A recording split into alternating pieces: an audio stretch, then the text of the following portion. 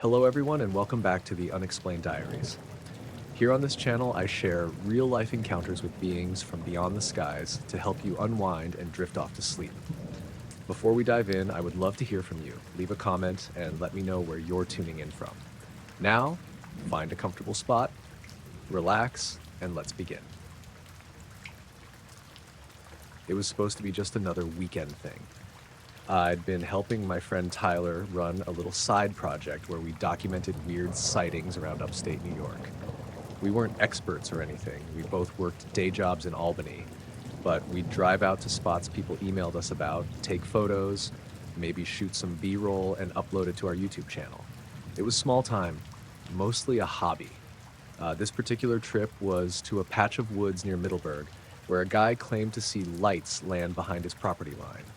The guy's name was Len. He was in his 60s, I think.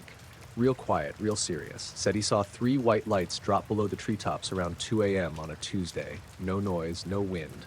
Said he hiked out the next day and found a big ring in the moss, perfectly round, maybe 20 feet wide. He'd emailed us photos. The ground did look weird. Flat, dry, like something had pressed it down.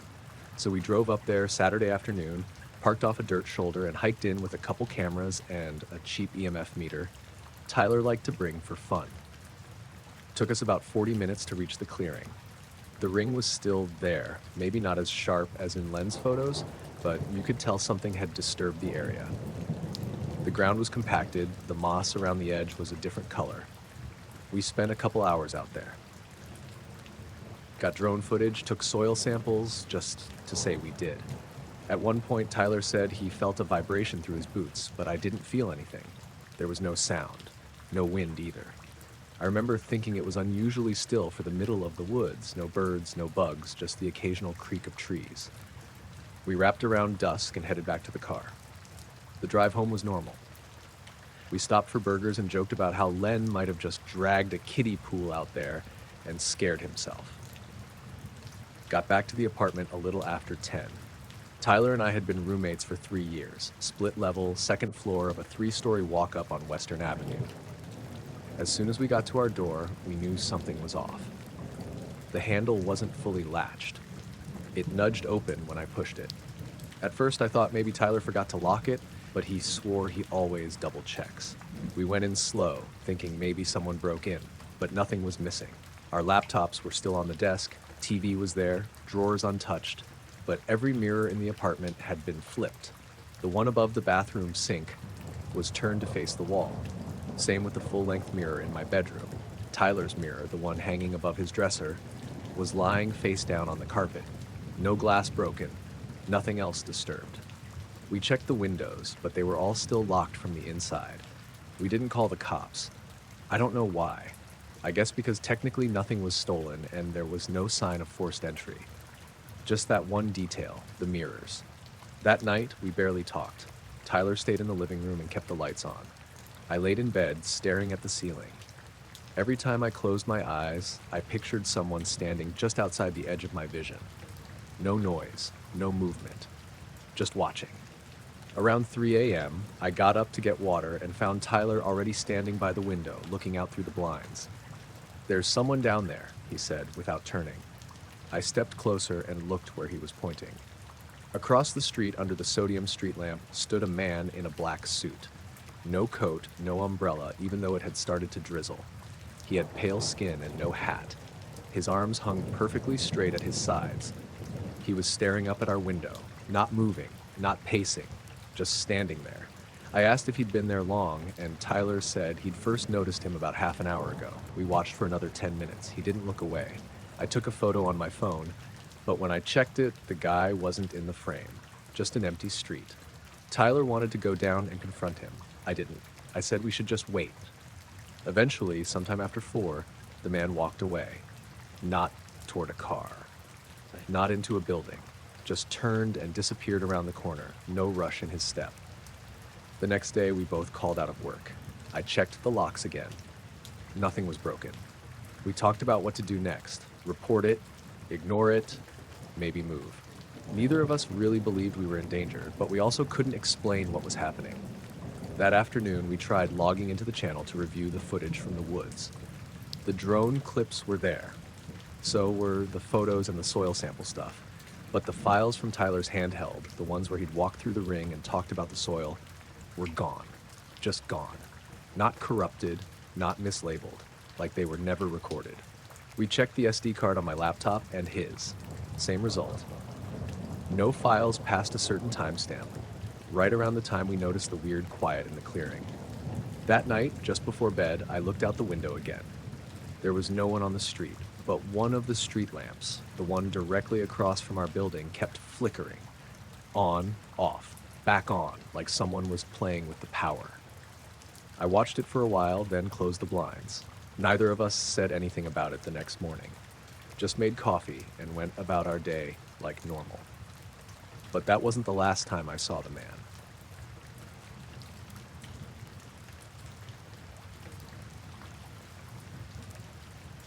I was driving through the Mojave Desert late one night trying to get from Las Vegas back to LA. My car was low on gas and the sun had been down for hours. The highway stretched out in front of me, just dark asphalt cutting through the emptiness, with nothing but scrub and cacti on either side. I wasn't in a rush, but the silence and the vastness started to get to me after a while. Around 1 a.m., I spotted someone standing on the shoulder up ahead, waving like they needed help. At first, I thought it might be someone who'd broken down or needed a ride. It was odd because it was just miles of empty desert and no other cars in sight for a good stretch. The figure looked like a man, dressed in a black suit, standing completely still. When I got closer, I slowed down, ready to offer help or at least see what was going on. But as I passed, the guy didn't move his arms like someone waving for help. He just held his hand up, palm out like a rigid signal. His face was expressionless, almost blank. I couldn't make out details, but there was something off about him, like he wasn't fully there, or like he was watching me in a way that didn't feel human. I felt a chill despite the desert heat. I didn't stop. The moment I passed him, my GPS glitched hard. The screen flickered, then went black for a second, and when it came back on, the route had reset. Instead of continuing to LA, it redirected me back toward the same spot I'd just passed. I thought it was a glitch and tried to punch in my destination again, but every time I entered it, the GPS kept rerouting me in a loop, leading me right back to that stretch of highway, right where the man had been standing. I pulled over and shut off the car to check my phone for signal, but there was none. No bars, no Wi-Fi. It was like I'd been cut off from everything. I thought maybe the car's system was just acting up and rebooted it, but nothing changed. The GPS insisted on sending me back to that exact place. After sitting there for a few minutes, I noticed the desert had gone unnaturally quiet. No crickets, no wind, no cars, just silence. The air felt heavy, like before a storm, but the sky was clear and full of stars. I turned on my headlights and scanned the shoulder again. No one was there. No sign the man had ever been. I started to feel the edge of panic creeping in. Eventually, I forced myself to start driving again, ignoring the GPS. I took a side road I recognized from a map earlier, hoping it would get me out of the loop. Hours later, I checked into a small motel on the outskirts of town. I was exhausted and shaken, but told myself I was just tired and stressed. I tried to put it out of my head. Then, just after midnight, the phone in my room rang. I didn't recognize the number, but I answered anyway. A voice spoke on the other end. Calm, cold, and strangely calm. "You were right not to stop," it said. "Not everyone is." The line went dead. I stared at the receiver for a long time before hanging up. I didn't sleep much after that. The next morning, my GPS worked fine again. I left the motel, heading home, but I kept thinking about that figure on the side of the road, the loop, and the call. I still don't know who he was or what he wanted, but I'm glad I didn't stop.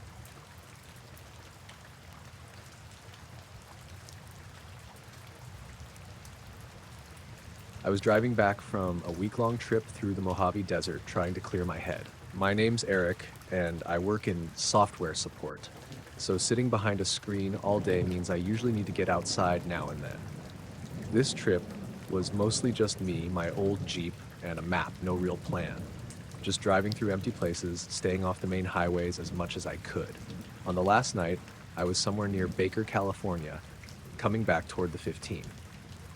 The sun had already dipped below the horizon, and the sky was that deep blue, you only get in the desert at dusk.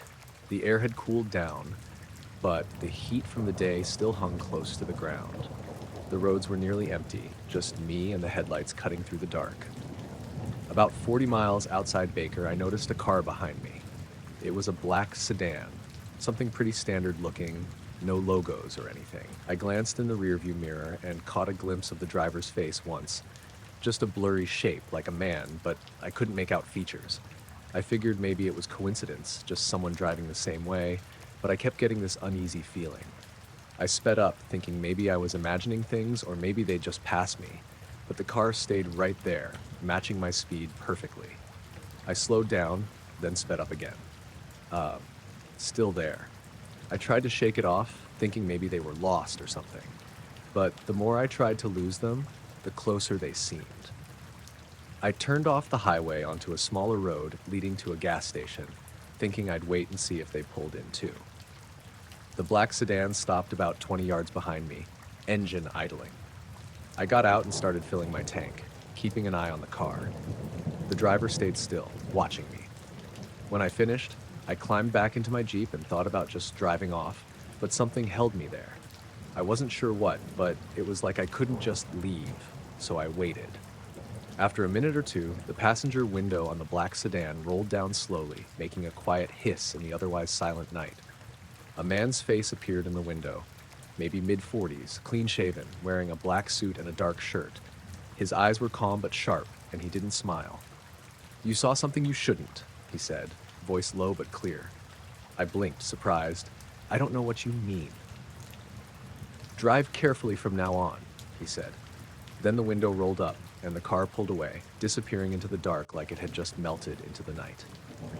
I sat there, heart pounding, trying to make sense of what just happened. I hadn't seen anything out of the ordinary during my trip, or at least nothing I'd admit to seeing. But that look in his eyes and the way he spoke left no doubt he was serious. I didn't follow him or try to chase. I just started my Jeep and drove home, looking over my shoulder the whole way. I don't know if it was a warning or a threat, but ever since then, I've been more aware of the quiet things. The shadows moving, just out of sight, the distant humming in the desert night. I don't tell people about it much. It feels like one of those things you keep to yourself, because no one really believes you, or if they do, they look at you differently. But sometimes, late at night, I swear I see headlights far off on the horizon, and I wonder if that black sedan is still out there somewhere, watching.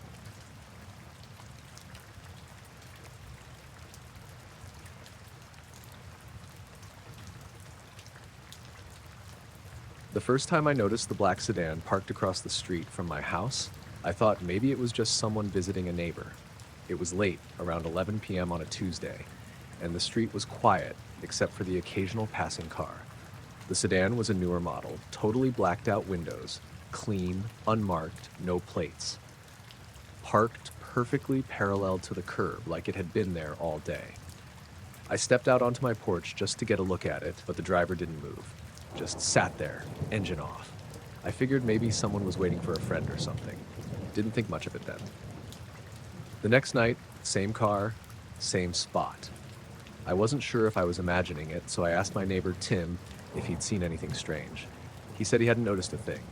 But over the next week, the car showed up every night around the same time. Never moved, never made a sound. I started feeling a little uneasy, but didn't want to jump to conclusions. I kept an eye on it from my living room window. The tinted windows made it impossible to see the driver, but I was sure someone was in there. That was when the photos started. It happened about 2 weeks before the car showed up. I'd been driving home late on State Route 42, that stretch of highway that cuts through the edge of town, mostly empty at night. I pulled over at one of the roadside overlooks just to stretch my legs and get some fresh air. The sky was clear, stars bright, a little chilly. I pulled out my phone, started scrolling through some old photos, then glanced up and saw it. There was something hovering maybe 50 feet above the highway, right over the center line. It looked like a dark shape, smooth and kind of rounded, but no wings or anything you'd expect on a helicopter or plane. No blinking lights, no noise, just floating there, perfectly still. I fumbled with my phone and snapped a few pictures. It was hard to focus. The thing seemed to absorb the light around it, making it hard to tell where it ended and the sky began. I remember the streetlights below flickered, like the power was struggling. It was the strangest thing. After a few minutes, it slowly drifted to the right, out over the trees, then vanished as quietly as it had appeared. I got back in my car and drove home without thinking too much, though the whole time I felt like I was being watched. A couple of days later, the black sedan started showing up outside my house. That's when the quiet started to get heavy. The way the car just sat there, windows blacked out, no headlights or brake lights, but definitely watching. I told myself, maybe it was just coincidence, someone staking out the neighborhood for some reason, but why me? I didn't have any enemies. I didn't owe anyone money. I hadn't had a fight or anything. The only thing different was the photos. I thought about deleting them, but something made me keep them. I didn't show anyone. Not my friends, not my family, just saved them on my phone. One night, about a week after the car appeared, I stepped outside to smoke and the sedan was there, just like always. I noticed a shadow moving behind the tinted windows, just a slight shift. The driver turning his head slowly, watching me. I swallowed hard and went back inside. Locked the door, checked the windows. I kept thinking, maybe I was just being paranoid. But then one evening around 9 p.m., there was a knock at the door. Not the usual kind. Soft, deliberate, like someone trying to avoid making noise but still getting my attention. I opened it a crack and saw a man standing there. Black suit, perfectly pressed. No tie. He looked ordinary enough, but there was something about the way he held himself. Calm, too calm, like he'd rehearsed this moment 100 times. He didn't smile, didn't say hello. Just handed me a small, plain business card. No name, no company, nothing but a single line printed across the center in black ink. Forget the pictures. His voice was barely above a whisper. Before I could say anything, he turned and walked away. The street was empty. No car waiting, no one else in sight. I looked down at the card. The paper was thick, almost unnaturally smooth.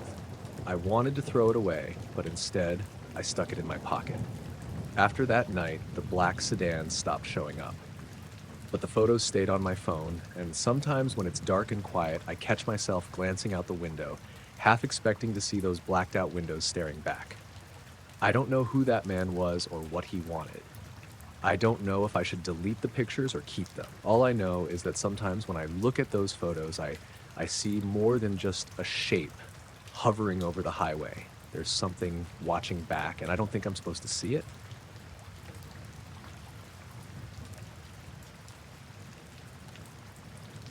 It happened near Hinton, Oklahoma.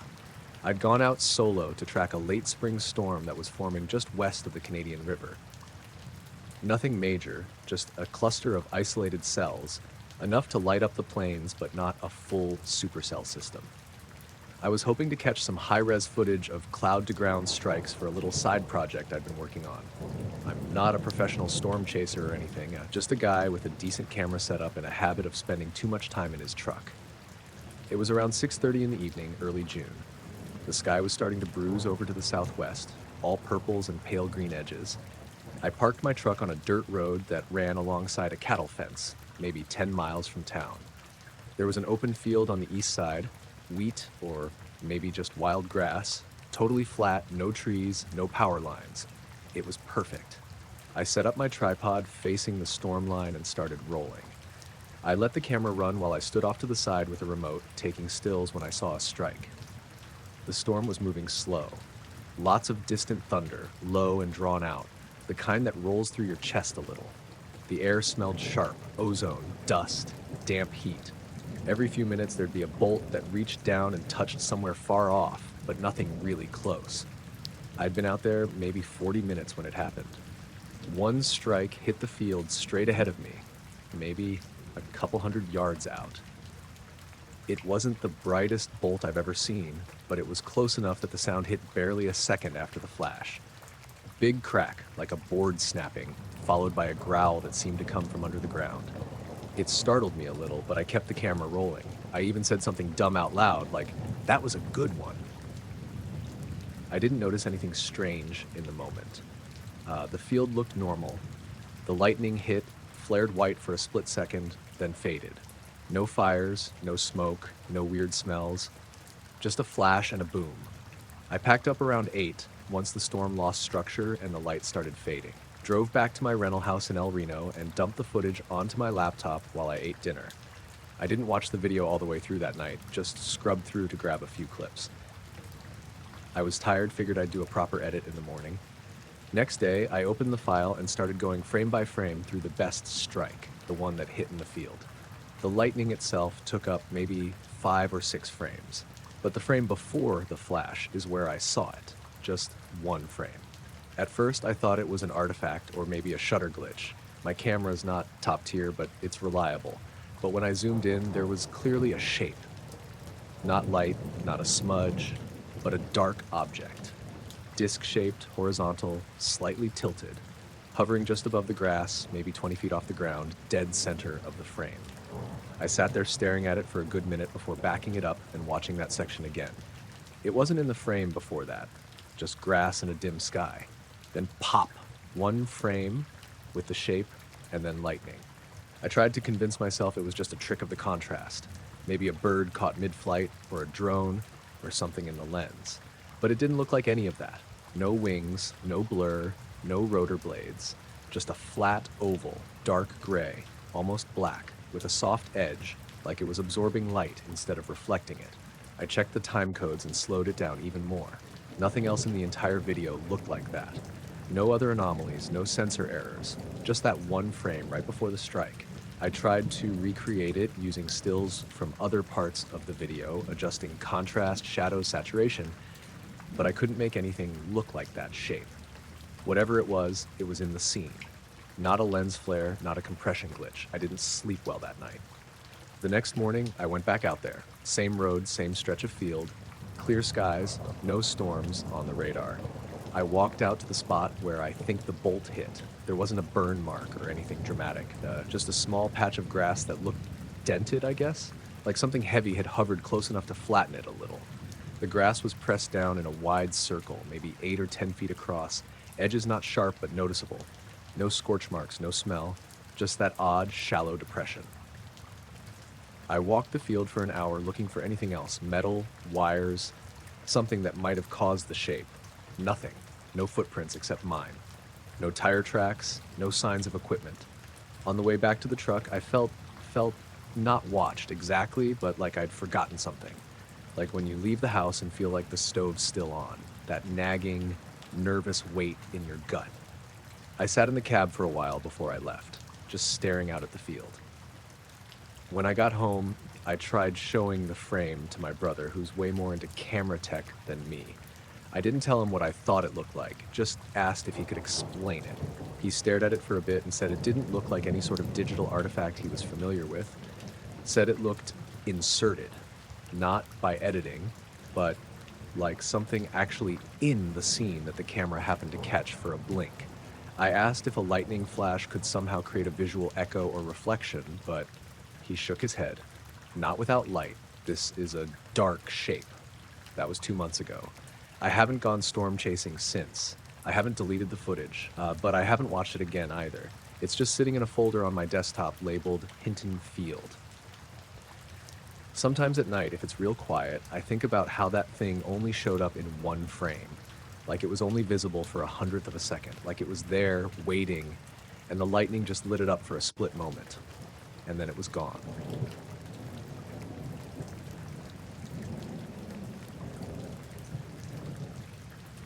I was driving across eastern Utah, heading toward Grand Junction after visiting a friend in Salt Lake. It was around 11:30 at night, mid-September. I'd been on the road most of the day and probably should have stopped for the night, but I just wanted to get home. Highway 191 south of Moab is mostly straight and empty for miles. No towns, no real turnoffs, just scrubland and red rock stretching out in every direction. I had the windows cracked because the AC in my car was spotty and the air outside was cool enough to keep me awake. I had music on low and a travel mug of gas station coffee between my legs. I noticed the light a little past Crescent Junction, just a single white light behind me. Not super bright, but sharp, like a headlight, only higher than you'd expect. At first, I figured it was just a truck. or maybe someone with their high beams on way in the distance, but it didn't move the way a car should. It stayed the same size in my rearview mirror, same brightness, same distance, for over an hour. I slowed down at one point to about 40 just to see if it would catch up. It didn't. I sped up to 75. Still there, same size, same spot. I even pulled onto the shoulder at one point and waited with the engine running, thinking if it was a real car, it'd pass me. It didn't. The light stayed exactly where it was. When I got back on the road, it reappeared in the mirror within a minute. Not gradually catching up, just suddenly there, like it had been waiting at the same distance the whole time. I checked my side mirrors to see if it might be a reflection or something stuck to the rear window. Nothing, and it wasn't on the horizon like a distant tower or aircraft. It moved with the turns in the road, always centered perfectly behind me. I kept driving and tried not to stare at it too much. After a while, I shut the music off and just focused on the road. The only sound was the wind through the windows and the low drone of the tires on asphalt. Somewhere past the turnoff for the Needles district, I noticed something else. No bugs. Normally at night in that part of the country, your windshield's a mess inside 30 minutes. But it was clean. No splats, no buzzing, no flashes in the headlights. The air felt too still. About 20 minutes later, I passed an old boarded-up gas station. One of those with the old-style pumps out front and a rusted sign you can barely read. I passed it, then checked my mirror again. Now there were two lights, still the same distance back, still not getting closer. But now they were side by side, spaced like headlights. I watched for a few seconds, then flicked my lights off briefly, thinking maybe I'd see more stars or make out a shape behind them. When I killed my lights, the rear lights vanished too. Total blackness. I flipped my headlights back on immediately, and the rear lights came back just as quick. Same spot. Not any closer, not dimmer or brighter. Just right where they'd been. That's when I noticed my radio had started picking up static. I hadn't turned it back on, but I heard the faint crackle through the speakers. I tapped the knob to turn it off completely, but the static kept going for another 20 seconds or so before fading out. I kept glancing at the clock on the dash. It was 1:12 a.m. the last time I checked. I know because I remember thinking I was going to stop at a rest area near Monticello and take a nap. But the next time I looked down, the clock said 2:04. The road hadn't changed. No exits, no towns, no rest area. Just the same stretch of highway I'd been on for the last hour, and the lights were gone. I didn't see them fade or drift away. I just glanced in the mirror and there was nothing behind me. I slowed down and scanned the rear view, rolled down the windows farther to listen. Still, dead quiet. Eventually, I reached Monticello and pulled into a gas station that was just opening up. The guy inside was friendly, probably in his 60s. I asked if there were any other cars that had come through recently, maybe a truck or RV with a strange headlight setup. He said I was the first person he'd seen in over 2 hours. I asked if he'd seen anything weird that night. He just shrugged and said, "It's a weird part of the state. You see things." Then he changed the subject. I sat in the parking lot for a while with the engine running, watching the sun come up over the messes. My phone had full bars, but no notifications. Nothing from the last 2 hours. Not even the map app logging my location. The last pin was back near the gas station I'd passed almost an hour and a half earlier. The trip to Grand Junction should have taken 6 hours. I left Salt Lake at noon. I didn't get home until almost 9 the next morning.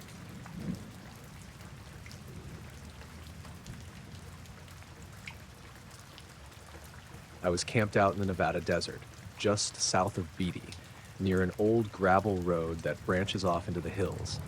I'd been out there before a few times, mostly for the quiet. It's one of those places where you can sit outside at night and hear nothing at all, not even wind if it's calm enough. This was late April, so the nights were cool but not freezing, and the sky was perfectly clear. I got out there around 6 p.m. and set up camp in a little flat area tucked between some low rock formations. Nothing fancy, just a small 2-person tent, sleeping bag, cooler, and my pack. No fire since I didn't want to draw attention, and I had a jet boil if I needed anything hot. I had cell signal when I parked, but once I hiked in about a mile, that dropped off fast. I spent the evening hiking a short ridge nearby and got back to camp right around sunset. ate a granola bar and some jerky, then climbed into my sleeping bag around 10. I don't usually sleep straight through out there. The desert gets cold and your back starts to feel every rock under the ground pad. But that night, I was out hard. No dreams, no tossing around, just blackness. Then I woke up. No, no real reason. Just that dead silence you snap into sometimes, like your brain knows something's off before you're even fully awake. I checked my phone for the time, 4:13 a.m. Battery was fine. I tapped the GPS app I always use when I'm solo hiking, just to check where I was. It took a second to load, then showed my coordinates. Only they weren't where I set up camp. It said I was roughly 2 miles northeast of where I'd parked. At first I figured maybe I didn't mark the original spot properly, so I closed the app and reopened it. Same result. I checked my downloaded offline map. It had my previous saved pins, including one I'd dropped that night when I set up. That pin was still there, and my blue dot was nowhere near it. I sat up, unzipped the tent, and looked around. Same rocks, same flat stretch, same little Joshua tree I'd tied a reflective marker to. Nothing had changed. The tent hadn't moved. My boots were still sitting just outside the flap where I left them. I checked for tracks in the dirt. Nothing but mine from the day before. The surface was soft, that fine, dusty gravel that shows every step. No drag marks, no tire treads, no animal prints. Just stillness. I stepped outside barefoot and did a slow circle with my flashlight. The air was perfectly still. No wind. The stars looked the same, maybe a little lower in the sky since it was closer to dawn, but nothing else out of place. I walked out a few yards, checking for anything, any signs that someone had come through or moved my gear. Nothing. I pulled my boots on and opened my GPS again. The dot was still there, 2 miles northeast of my pin. I tried using the compass function to backtrack in case I'd messed up and just camped in a similar looking spot without realizing. But the direction I'd walked from the truck wasn't northeast. It was west, slightly northwest. That much I was sure of. At some point I stopped trying to make sense of it and just stood there listening, and I realized how loud the quiet was. No crickets, no wind, not even the distant hum of the highway you can usually hear if you really listen. Just total silence. Then there was a sound, not close, but high up, a faint pulsing hum. It didn't seem to be coming from one direction, more like it was overhead, but too soft to pinpoint. I turned off my flashlight and looked up. Nothing but stars. I stood there for maybe 5 minutes, waiting for something to move or flash or make a clearer noise, but it never did. The hum faded gradually, like it was slipping away, not getting quieter. That probably doesn't make sense, but that's the only way I can describe it. Eventually, I climbed back into the tent, still fully dressed, and just sat there with the light off. Every now and then, I'd check my GPS again. Same position. No movement. My tent hadn't moved an inch, but according to every map, I was in a completely different spot. Around 5:30, the sky started to lighten. I finally stepped out and walked up one of the little ridges nearby to get a better look. From there, I could see the road where I'd parked the truck the night before, and I was nowhere near it. The land didn't match what I'd seen coming in. I should have been facing the ridge I hiked at sunset, but it was gone. This place had similar features, but they weren't in the same layout. I packed up quickly, trying to stay calm. It took me nearly 2 hours to get back to the road, following the GPS route manually until I spotted my truck from a distance. It was parked exactly where I left it. When I got home, I checked the coordinates again on a full map. The spot I'd woken up in wasn't close enough to my camp to be explained by just wandering in the dark, and there were no trails, no service roads, nothing between the 2 points, just open desert. I don't camp in that area anymore. I don't really have a reason. It's not like anything threatened me or chased me off. But something about that night felt like I was somewhere I wasn't supposed to be. Or maybe I was supposed to be there, and that's worse. And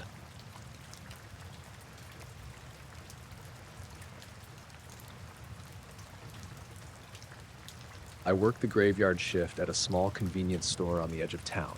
Nothing fancy, just the usual late-night stuff, restocking shelves, watching the cameras, and hoping the quiet lasts. This happened a few months ago, maybe late spring, when the days start getting longer but the nights still feel cold and empty. It was just past midnight when I first noticed the light. I was standing by the front window, wiping down the counter, and out of the corner of my eye, I caught something blinking behind the tree line that borders the parking lot. It was a single red light, nothing like the usual car brake lights or street lamps. The weird thing was how steady it was, blinking on and off in the exact same spot every 10 seconds. I counted. One blink, pause, blink, pause, like a metronome. At first, I thought it was a car parked just beyond the trees, maybe someone fishing or camping nearby, but the parking lot was empty and the road out front was dead. I stepped outside, walked over to the edge of the lot where the trees started, trying to see through the branches, but the light was too deep in the woods to spot anything else. No sounds, no movement, just the red blinking light, glowing faintly between the trunks. I went back inside, thinking maybe it was some kind of hunting light or someone using a flashlight to signal.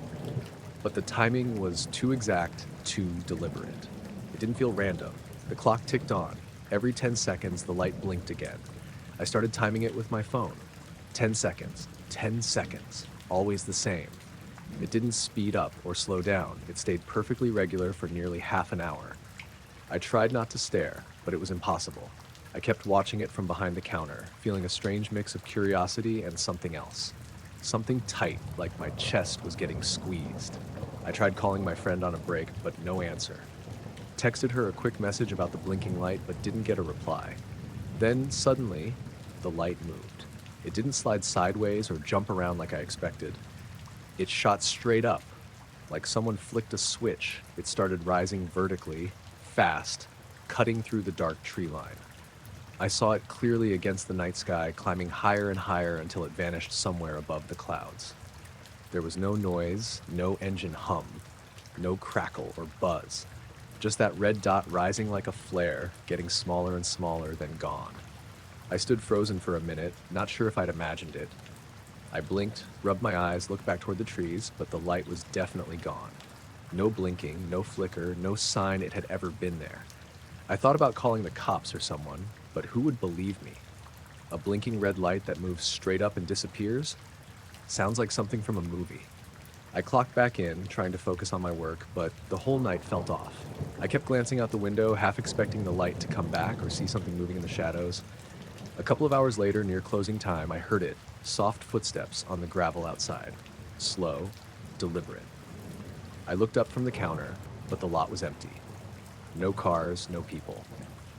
I stepped outside, heart pounding a little, and scanned the edge of the trees. Nothing. Just dark shapes and the rustle of wind through leaves. I didn't want to stick around anymore. Grabbed my things, locked the doors early, and got in my car. As I backed out of the lot, I glanced in the rearview mirror. For a second, I thought I saw a faint red glow near the tree line, but when I looked again, it was gone. On the drive home, my phone buzzed. It was my friend finally replying, "Sorry, fell asleep. Everything okay?" I wanted to tell her, but the words felt strange coming out loud. I just said yeah. When I got home, I double-checked the security footage from the store. The cameras didn't pick up the light at all. Not a flicker. The timestamp showed the usual empty parking lot, nothing unusual. That was the weirdest part. If it was real, why didn't the cameras see it? I still think about that light sometimes. The steady blinking, the way it rose silently and vanished. I don't know what it was, or why I was the only one who saw it that night, but I know it was there, somewhere just beyond the trees, watching.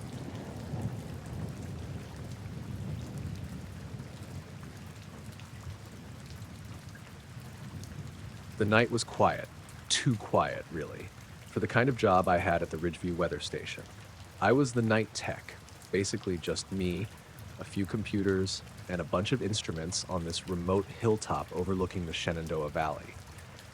The station was about as isolated as you could get without being in the middle of nowhere, maybe 2 miles from the nearest road, surrounded by forest and fields that stretched down toward the town of Madison. I'd worked the night shift here for 6 months, and mostly it was just me staring at radar screens and checking data logs, recording whatever weird weather passed through. I liked the solitude, honestly. My dog Tucker, a black lab with a white patch on his chest, came with me on these shifts, mostly because my apartment at home wasn't dog-friendly. Tucker was curled up on the floor next to the control desk that night, snoring softly, when the instruments suddenly started acting up. I was watching the usual readings, wind speed, humidity, atmospheric pressure, when my monitor flickered. Then a high-pitched buzzing sound filled the room for a second before cutting out. The electromagnetic sensor was showing a sharp spike, one of those massive jumps you'd expect with a thunderstorm or solar flare. The thing was, the sky outside was perfectly clear. No clouds anywhere, no wind, not even a stray leaf moving in the trees beyond the window. Tucker perked up, ears twitching, but didn't bark. I got up and looked out. The moon was full and bright, lighting up the trees and the empty field behind the station like daytime. No lightning, no planes, no satellites overhead, nothing to explain the spike. I checked the instruments again. Still the same jump in EM activity, like something had surged through the atmosphere, but I couldn't see or hear anything unusual. I tried to shake it off, thinking maybe it was a glitch in the equipment. These old sensors sometimes gave false alarms, especially when the temperature dropped at night. But then the weirdness started layering on. About 10 minutes after the spike, Tucker suddenly stood up and started growling low and steady, staring out the big window that faced the forest line.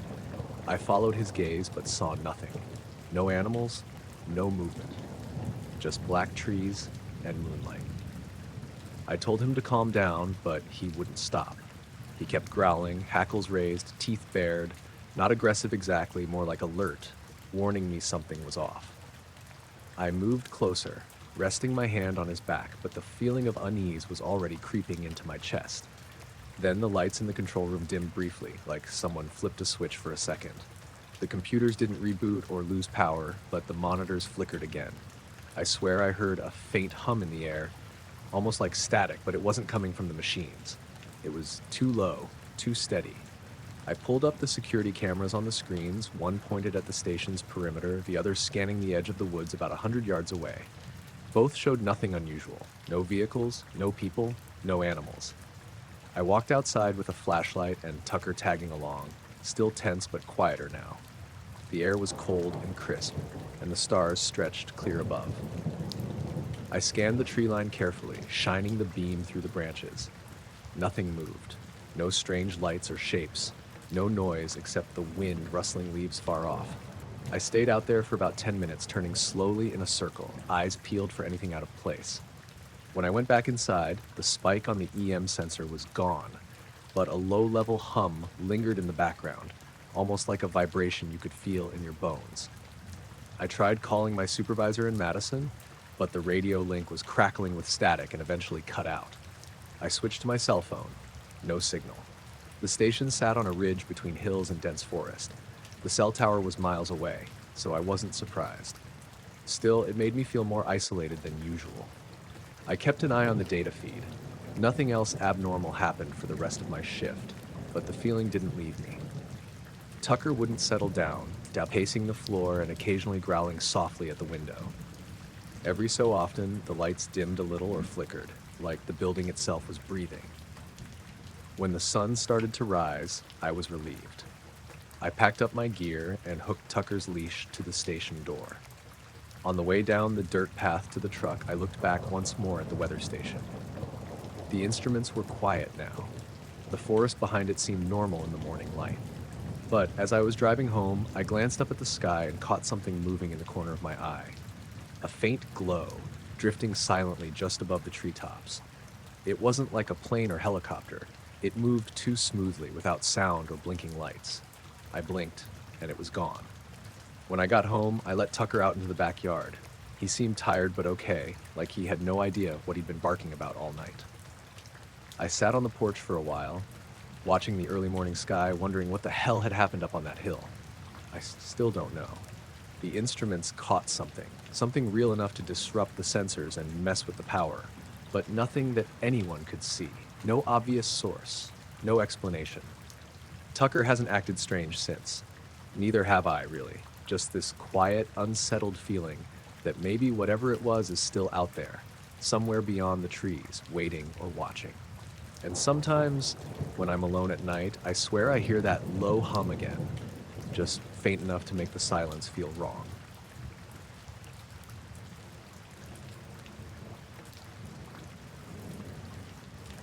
I was hauling a load of PVC pipe from Boise to Redding back in early March.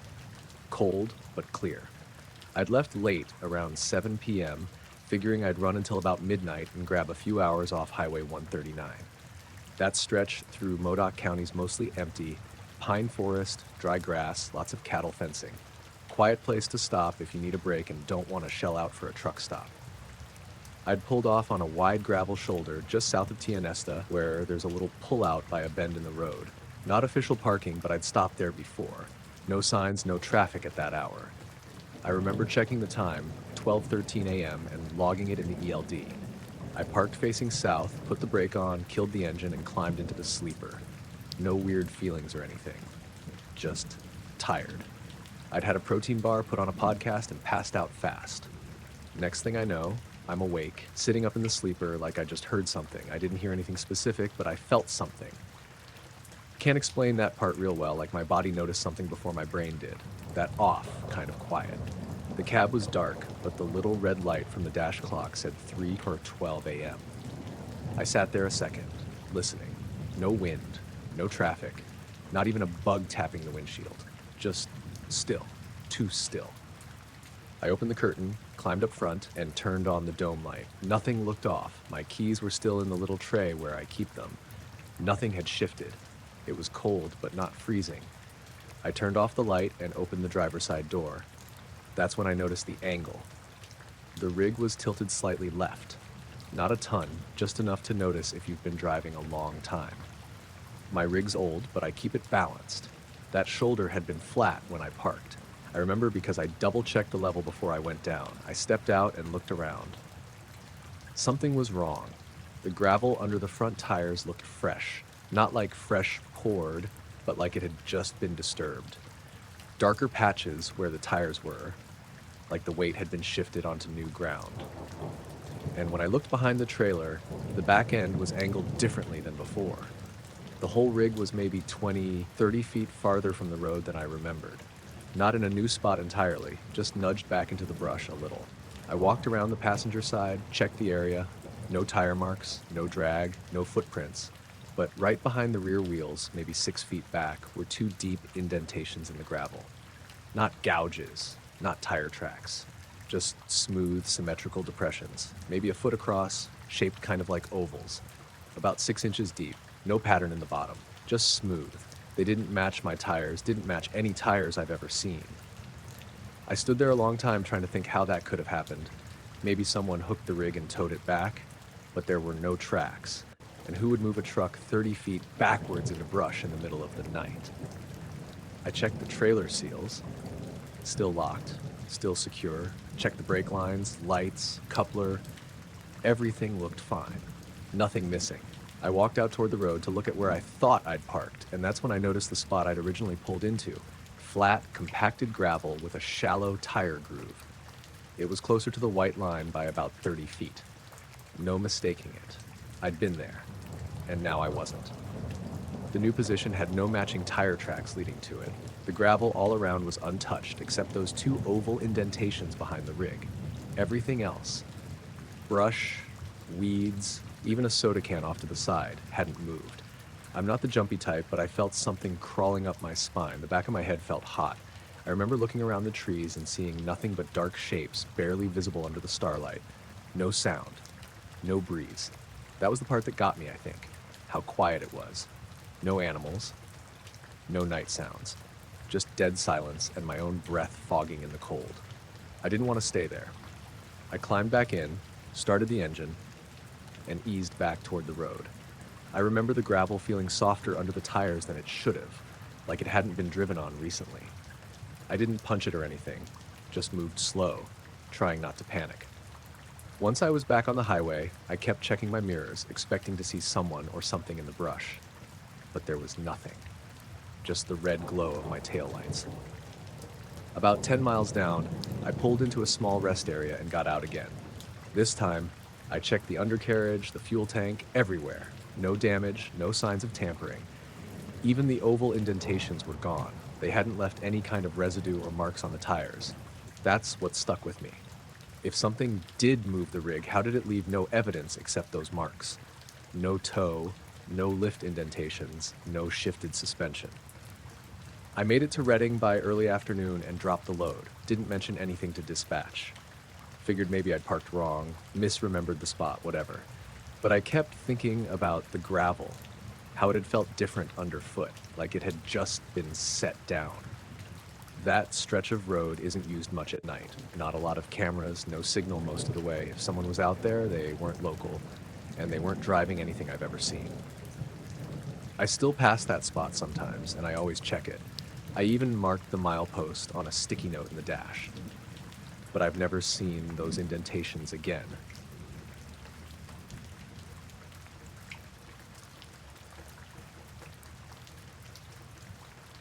I was hiking alone one afternoon near an old military testing ground out by Dugway Proving Ground in Utah.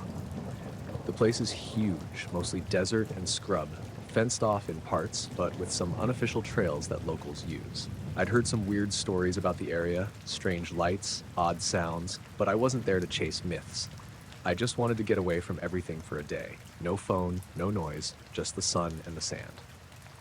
I started out around noon, parking my truck on this dusty dirt road that led to a flat stretch of desert with a few scattered hills. The sky was clear, the heat was dry but not brutal yet, maybe early September. I wore a hat, some boots, and had my day pack with water and a little first aid kit. The trail wasn't marked officially. I was following footprints in the sand that looked like someone had passed through recently. About 2 hours in, I noticed something odd on the ground just ahead. At first, it looked like a piece of scrap metal half buried in the sand. As I got closer, I saw it was a wristwatch. But this wasn't any watch you'd find at a gas station or even a decent outdoor store. The case was warped and half melted, like it'd been exposed to extreme heat or something corrosive. The glass face was cracked, but the hands were still moving, ticking away like nothing had happened. I crouched and picked it up, surprised it was still running. The second hand moved steadily. Even though the whole thing looked like it had been through a fire or blast, it felt heavy and oddly warm in my hand. I flipped it over. No brand, no model number, just some scratched off markings. That's when I noticed the footprints around it. They weren't my own, obviously.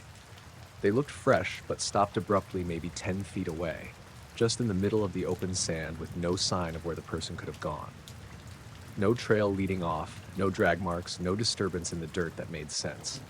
I looked around, scanning the area, but it was just open desert, stretching out in all directions. No buildings, no vehicles, no other people. The wind was still, no birds, no animals stirring. The silence was off, like the desert itself was holding its breath. I tried calling out, but my voice sounded too loud, too sharp in the empty space. Nothing answered. I slipped the watch into my pocket and started walking toward where the footprints had vanished. I wanted to see if I'd missed something. A hidden path, maybe a vehicle, or a cave. But there was nothing. Just sand and rocks, stretching out without a single sign of a person or animal. I kept walking, the weird feeling growing heavier. It was like someone was watching, but I never saw anything. No movement, no sound. My skin prickled. After a while, I sat down on a rock to catch my breath. The sun was starting to dip toward the horizon, and the temperature dropped quickly in the desert air. I pulled the watch out again. It was still ticking, and I swear the hands were moving faster than normal, like they were trying to catch up with something. That night, I camped nearby. I set up my sleeping bag and stove, but I couldn't shake the feeling that something wasn't right. I kept glancing toward the spot where I found the watch. The desert had gone quiet. Too quiet. No crickets, no wind, just this weird stillness that wrapped around me like a shroud. Around midnight, I woke up because my phone flickered on by itself. I don't know how it happened. The battery had been dead hours ago. The screen lit up with a bright white glow, but there was no message, no notification. Just the screen on, shining in the dark tent. I reached over to turn it off, but before I could, it went black again. That was when I heard it. A low hum, like a distant engine idling, but with no direction. It wasn't the wind or an animal. It felt like it was coming from the ground beneath me. I stepped out of the tent, heart beating faster, and looked around. Nothing moved, no lights, no shadows, just the desert and stars. The hum stopped suddenly, like someone hit mute. The next morning, I packed up quickly and headed back the way I came. When I got near the spot where the footprints stopped, I noticed something else. There were faint marks in the sand, like something had been dragged carefully but slowly, heading straight down into the ground. I knelt and traced my fingers over the shallow gouges. They were definitely fresh, but the sand was dry and loose, so they should have shifted or blown away in the night. They hadn't. I pocketed the watch again, and this time it felt cooler. The ticking slowed down to a regular pace, like normal. On the drive home, I kept turning the watch over in my hand. I tried to make sense of it. How a watch could melt and still work, why the footprints stopped without explanation, why the night felt so wrong. At home, I left the watch on the kitchen table for a day or two, but it kept me awake at night. The second hand sometimes seemed to skip or move backward for a moment. I checked online for anything like it, but found nothing. Eventually, I put the watch away in a box of old camping gear. I didn't want to lose it, but I didn't want to stare at it anymore either. I still think about that day. How something unexplainable can just be sitting there in the dirt waiting to be found, and how a simple object like a watch can hold a silence deeper than the desert itself.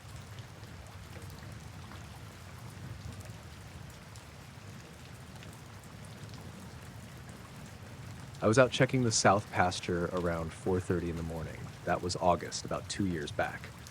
Hot spell during the day, but that morning was cool. Low 60s maybe. There was fog hugging the ground, real light but thick enough to dull the headlights. I'd woken up to the motion sensor light going off by the barn, which usually means raccoons or a stray dog nosing around, but figured I'd drive the quad out anyway, since I hadn't been out there since the afternoon before. We've got 80 acres just west of Macomb, Illinois. The south pasture backs up against a tree line with a shallow creek running through. Cows usually don't wander that far at night unless they're spooked or trying to avoid bugs. But when I got close to the gate, I saw none of them were near the barn or the feed trough. That was odd, since we dropped fresh hay the evening before. I figured coyotes maybe. It happens, so I drove down the fence line slow, trying not to spook anything if it was something big. I didn't hear anything though. No barking, no movement, just the hum of the quad and the tires crunching over the dry grass. When I reached the rise near the west side of the pasture, I killed the engine. That's when I noticed how quiet it was. Too quiet. No crickets, no frogs, not even wind in the trees. I sat there for a second listening. That's when I saw them. The cows. They were all grouped in the very back corner of the pasture, right up against the fence line where it turns toward the creek. Maybe 50 of them, all bunched together like a pack. That's not normal. They space themselves out usually. Even when they bed down for the night, they don't clump like that unless they're frightened. And every single one of them was facing the same way, south, toward the trees. I didn't get it at first. I thought maybe there was a dog or something in the woods, but then I saw something through the fog, a light. It wasn't bright, just a glow hanging maybe 10 or 12 feet above the ground, dead still. Soft, white blue, not pulsing or flickering, just steady, not big either. Size of a beach ball maybe, but it wasn't lighting anything around it. The trees should have had shadows or something, but they didn't. I reached down for the flashlight in the footwell, and when I looked back up, the light was gone. Just gone. No sound, no movement, just not there anymore. That's when the cows started shifting. Not panicking, not running, just turning their heads toward me, like they all noticed me at the same time. It made me freeze. I wasn't scared exactly, just weirded out. Like I'd interrupted something. I called out, "Hey!" just to break the silence. A few of them mooed back, normal-like. So I climbed off the quad and walked down toward them. When I got about halfway across the pasture, maybe 60 yards from where they were standing, I noticed the fog felt thicker, but only around that area. Everywhere else it stayed light and low, but the air by the fence line looked hazy, like heat shimmer but cooler. I could feel it on my skin too, like the air had changed somehow, denser. The ground felt strange under my boots, not wet, not soft, just different. I can't explain that part right, like stepping on packed snow, but dry. The cows didn't budge when I got close. They weren't acting skittish anymore, just quiet, calm. A few blinked slow at me, but none of them turned around or wandered off. That's when I saw the light again. Not directly, It was in the corner of my eye, just off past the tree line. If I looked at it, it wasn't there. But every time I turned away, there it was, floating. I tried a few times, turning my head quick to catch it, but it vanished every time I faced it. It felt like it knew when I was looking. I stood there for maybe a minute, not moving. I could hear my breathing, that's how quiet everything was. Then, without warning, every cow turned and started walking back toward the barn. All at once, like someone had flipped a switch. Slow, steady steps, heads down, no noise. The fog started to lift right after that. Not blow away, lift, like it was evaporating from the ground up. I stood there a while longer, waiting to see if the light would come back, but it didn't. I eventually walked back to the quad and rode up to the barn. The cows had already gathered by the trough like nothing happened. Ate fine. No signs of stress. Later that morning, I checked the corner of the field where they'd been standing. Nothing unusual. No prints except cow tracks. No scorch marks, no branches broken near the fence line. The ground felt normal again. I even took my dog, Lila, down there in the afternoon. She sniffed around, but didn't act nervous or anything. I didn't tell my wife about it until a couple days later.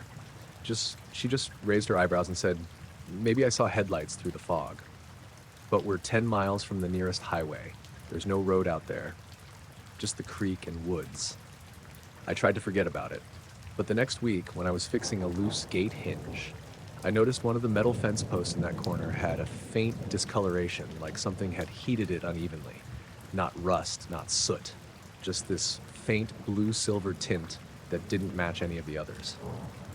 I scrubbed at it and it didn't come off. I left it alone after that. Whatever happened that night, I didn't want to mess with it.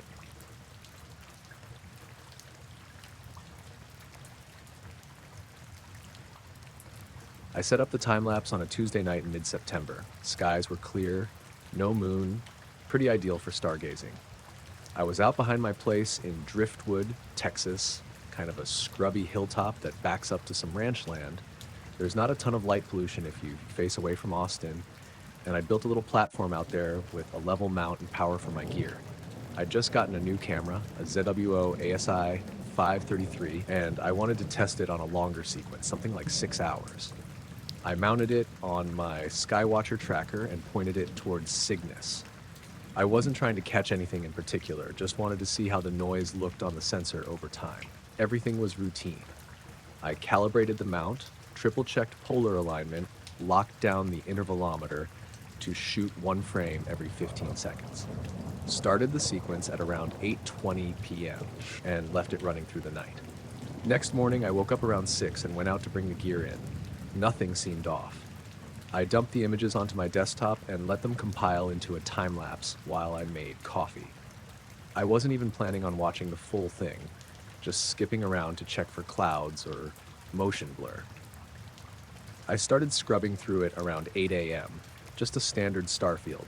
The Milky Way drifted slowly across the frame, satellites here and there, a couple of faint meteors. But then I noticed something strange. There was a single point of light, bright, steady, not blinking, just above the frame's bottom right corner in the first few minutes. At first, I assumed it was Jupiter or maybe Vega peeking in, but as the frames progressed, that point didn't follow the rest of the sky. Everything else moved left to right, as expected with the Earth's rotation. But this one, it moved the other way. Not fast, really slow. Like, if I hadn't had it sped up 200x, I wouldn't have noticed at all. But frame to frame, it was drifting against the starfield. Just a hair at a time. I thought it might be a plane, but it didn't blink. No strobe, no color shift, no tail, and it stayed in frame for almost 40 minutes. That's way too long for a plane, or even a satellite on a weird orbit. I backed up and watched again, slower this time. You could see it make these tiny directional changes, not enough to jump, just a subtle wobble, like it was correcting itself. The path wasn't perfectly smooth. About halfway through the sequence, the object stopped moving entirely, just sat in one spot for maybe 8 minutes. No fade, no blinking, no shift. Then it started drifting again, same speed but at a slightly different angle.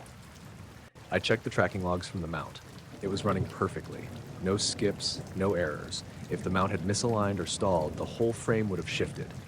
But all the stars stayed solid, which means the tracker was working fine. The rest of the footage was normal. Around 2:10 a.m., the point of light exited the top left of the frame, and that was it.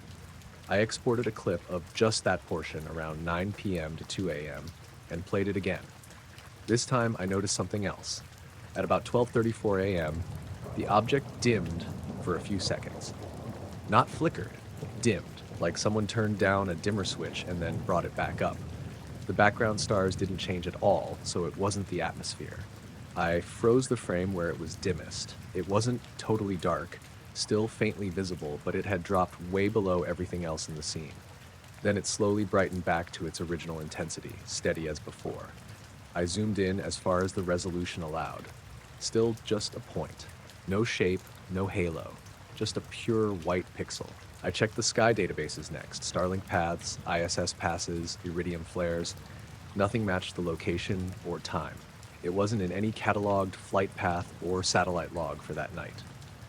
Then I went back to my raw images, the individual frames. I found the exact ones where the dimming happened and looked closer. Around that time, something strange happened to the image noise. Every photo in the sequence had a little thermal grain, typical for long exposures. But for exactly 3 frames during that dim period, the background noise changed. The stars got fuzzier. Not out of focus, just softer, like the whole scene had been slightly diffused. After those 3 frames, everything snapped back to normal. I thought maybe dew had formed on the lens, but I checked the dew heater logs. Temps were steady, no condensation warnings. Also, the stars were sharp before and after, so it didn't track. I decided to do a screen recording of the whole time lapse and send it to a friend of mine, Kyle, who does astrophotography out in Arizona. I didn't give him any context, just told him to watch and tell me if he saw anything weird. He called me about 2 hours later and asked, "What the hell is that point of light doing?" So it wasn't just me.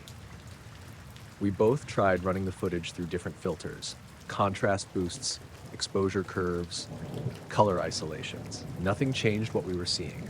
Still just that white point slowly drifting in the wrong direction, changing course once, dimming briefly, and then exiting frame. We even checked for bugs. Maybe some weird sensor artifact, stuck pixel, something digital, but it changed position, brightness, and path over time. No way it was just a glitch. Out of curiosity, I checked my backup drive. It auto-logs time metadata from the mount and camera. Everything lined up except for one thing. There was a gap in the log between 1:20 and 54 a.m.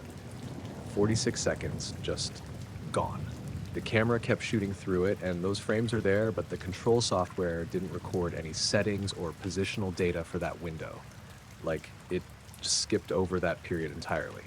I hadn't touched anything. I was asleep. I've done maybe 200 overnight sequences out there. That's never happened. I didn't know what else to do with the footage. I didn't want to post it anywhere public.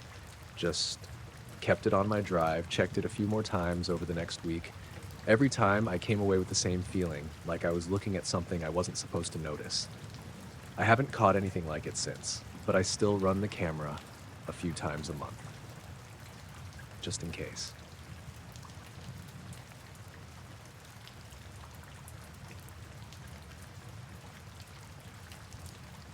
I worked the night shift at a gas station out by Jean, Nevada, just off I-15. It's a tiny place, one pump out front, the kind of spot where truckers and long-haul drivers stop for snacks and a quick break. Mostly it's just me and the flickering neon sign outside, with the highway humming in the background. Nothing fancy, but it pays the bills. One night in early March, around midnight, this guy pulled in. I noticed him right away because he wasn't like the usual customers. He wasn't in a rush or anything. In fact, he barely moved. He parked in the little gravel lot by the side of the store and got out of his car, a dusty black sedan, older model, nothing special. Then he just stood there, staring up at the sky. That's where it got weird. I clocked it. He stayed there, in the same spot, arms at his sides, staring straight up for nearly 3 hours. I was behind the counter the whole time, refilling the snack shelves, wiping down the counter, and I kept sneaking glances at him through the window. Not once did he shift position, look away, or even blink noticeably. Just this intense, motionless stare at the sky. Usually, if someone's outside for that long without moving, they're either talking on the phone or looking at something on the ground or pacing. Not this guy. Just frozen. Around 2:30 a.m., I finally decided to go outside and ask if he needed anything. The night was dry and clear, the kind of desert cold that makes your breath visible but doesn't freeze you solid. I opened the door and called out, "Hey, you all right out here?" He didn't respond, didn't even turn his head. His eyes were fixed on the stars or something beyond them. I stood there for a minute, feeling kind of uncomfortable. The highway noise was low, the desert was quiet except for a faint wind, and the gas station lights cast long shadows. I thought maybe he was just messing around, or maybe waiting for someone. After a couple of minutes, he finally turned slowly toward me, and his expression was blank. Not unfriendly, but like someone who'd been somewhere far away for a while. Then he walked back to his car, got in, and drove off. No words exchanged. Didn't buy anything. I went back inside, shook it off, and finished my shift. The next night, I mentioned it to a couple of the other clerks working nearby, thinking maybe someone else had seen something similar, or maybe the guy came back. Nope, nobody had. Then a week later, a trucker pulled in and told me there'd been some kind of military or government activity up on the nearby hills. Said they'd seen strange lights hovering around just after midnight on the same night that guy was out there. I figured it was probably just some training exercises or maybe a drone test, but it added this weird edge to the memory. I went back and looked at the security footage. The camera outside caught the whole thing. I watched the guy walk out of his car and just stand there. No blinking, no movement except for a slight sway with the wind. After nearly 3 hours, he got back in and left. What really got me was the sky in the footage. There was this faint glow just above the horizon, almost like a ripple in the air. It didn't look like any normal light. No flash, no beams, just a soft shimmer that lasted maybe a minute or two, then disappeared. I rewound the footage multiple times. The glow wasn't there at the start, nor after he left, just during the time he stood outside. I don't know if the guy was watching that or if it was just a coincidence, but something about that night never sat right with me. Sometimes, when it's dead quiet and I'm alone in the store, I'll glance outside and wonder what he saw up there. Or if he saw anything at all. I've worked that shift a few months since, and I haven't seen him or anything like it again. Just the usual night customers, the highway lights, and the desert stars. But that night, for a few hours, something was different. Something that didn't quite belong.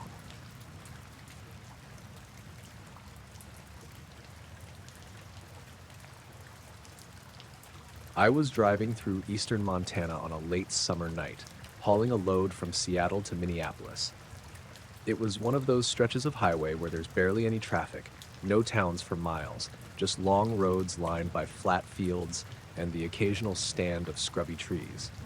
The sky was mostly clear, but there were some thin clouds drifting low, and the moon was just a sliver, barely lighting up the land.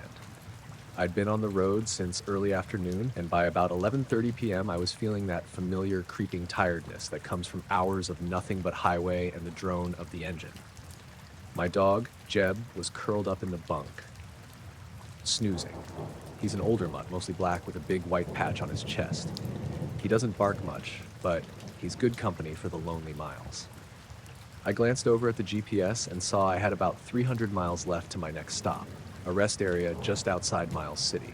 I figured I'd keep pushing a bit longer, but then, out of nowhere, a flash lit up the sky ahead.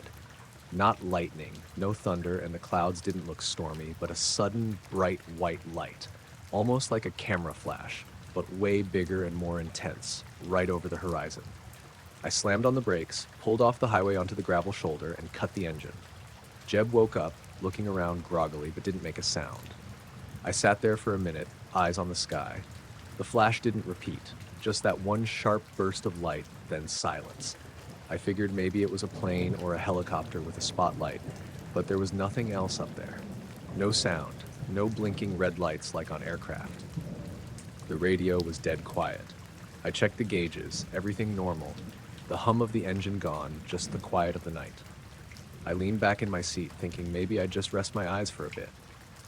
That's when I noticed something strange. The usual buzz of insects was missing. Even the wind that usually rustled the dry grass was dead, just still air and that eerie silence. Jeb curled up again, resting his head on my knee. I don't know how long I was there. I checked the clock, 1:15 a.m. I figured I must have been sitting for about 20 minutes. I started the engine, pulled back onto the highway, and continued driving. The road was empty, the sky clear, but something about the whole situation felt off. I stopped at the rest area around 3 a.m. I filled up on coffee, stretched my legs, let Jeb run around the lot for a bit. When I looked at the GPS log later, that's when the weird part hit me. According to the tracker, I hadn't just sat there for 20 minutes like I thought. The truck was completely still for 1 hour and 47 minutes. I stared at the screen, confused. I swear I was only parked for less than half an hour, maybe 20 minutes tops. I checked the time on my phone. It matched the truck's clock now, but I still couldn't shake the feeling that something didn't add up. I called a buddy of mine, Nate, who's also a trucker and pretty tech savvy. I asked if the GPS could have glitched or lost signal. He said it was unlikely. The satellite coverage in that area was good, and the device I used was reliable. I went back over everything I could remember from that stretch. The flash, the silence, the feeling that time had slipped somehow. There was no radio chatter, no other vehicles, nothing. I didn't see any other lights, no planes, no cars on the shoulder. The sky was dark, except for a scattering of stars, and the flash was the only bright thing that had happened. On the drive after the rest stop, I kept glancing at the GPS. The time log was clear. I'd been stopped, sitting still, almost 2 hours longer than I thought. That night in the motel, Jeb wouldn't stop pacing. He looked tense, ears twitching toward the window, and he kept low growling at the dark outside. I couldn't sleep either. The more I thought about it, the more unsettled I got. No one else on the road had seen anything. The other truckers I talked to said it was a normal night. I don't know what happened out there, but something about that flash and the time I lost makes me wonder if I wasn't alone. I'm sticking to the logs and the memory I have. I stopped the truck. I saw a flash. I sat there. But how does almost 2 hours disappear when I remember barely 20 minutes? Jeb and I keep our runs, but I avoid that stretch of highway now. Maybe that's for the best.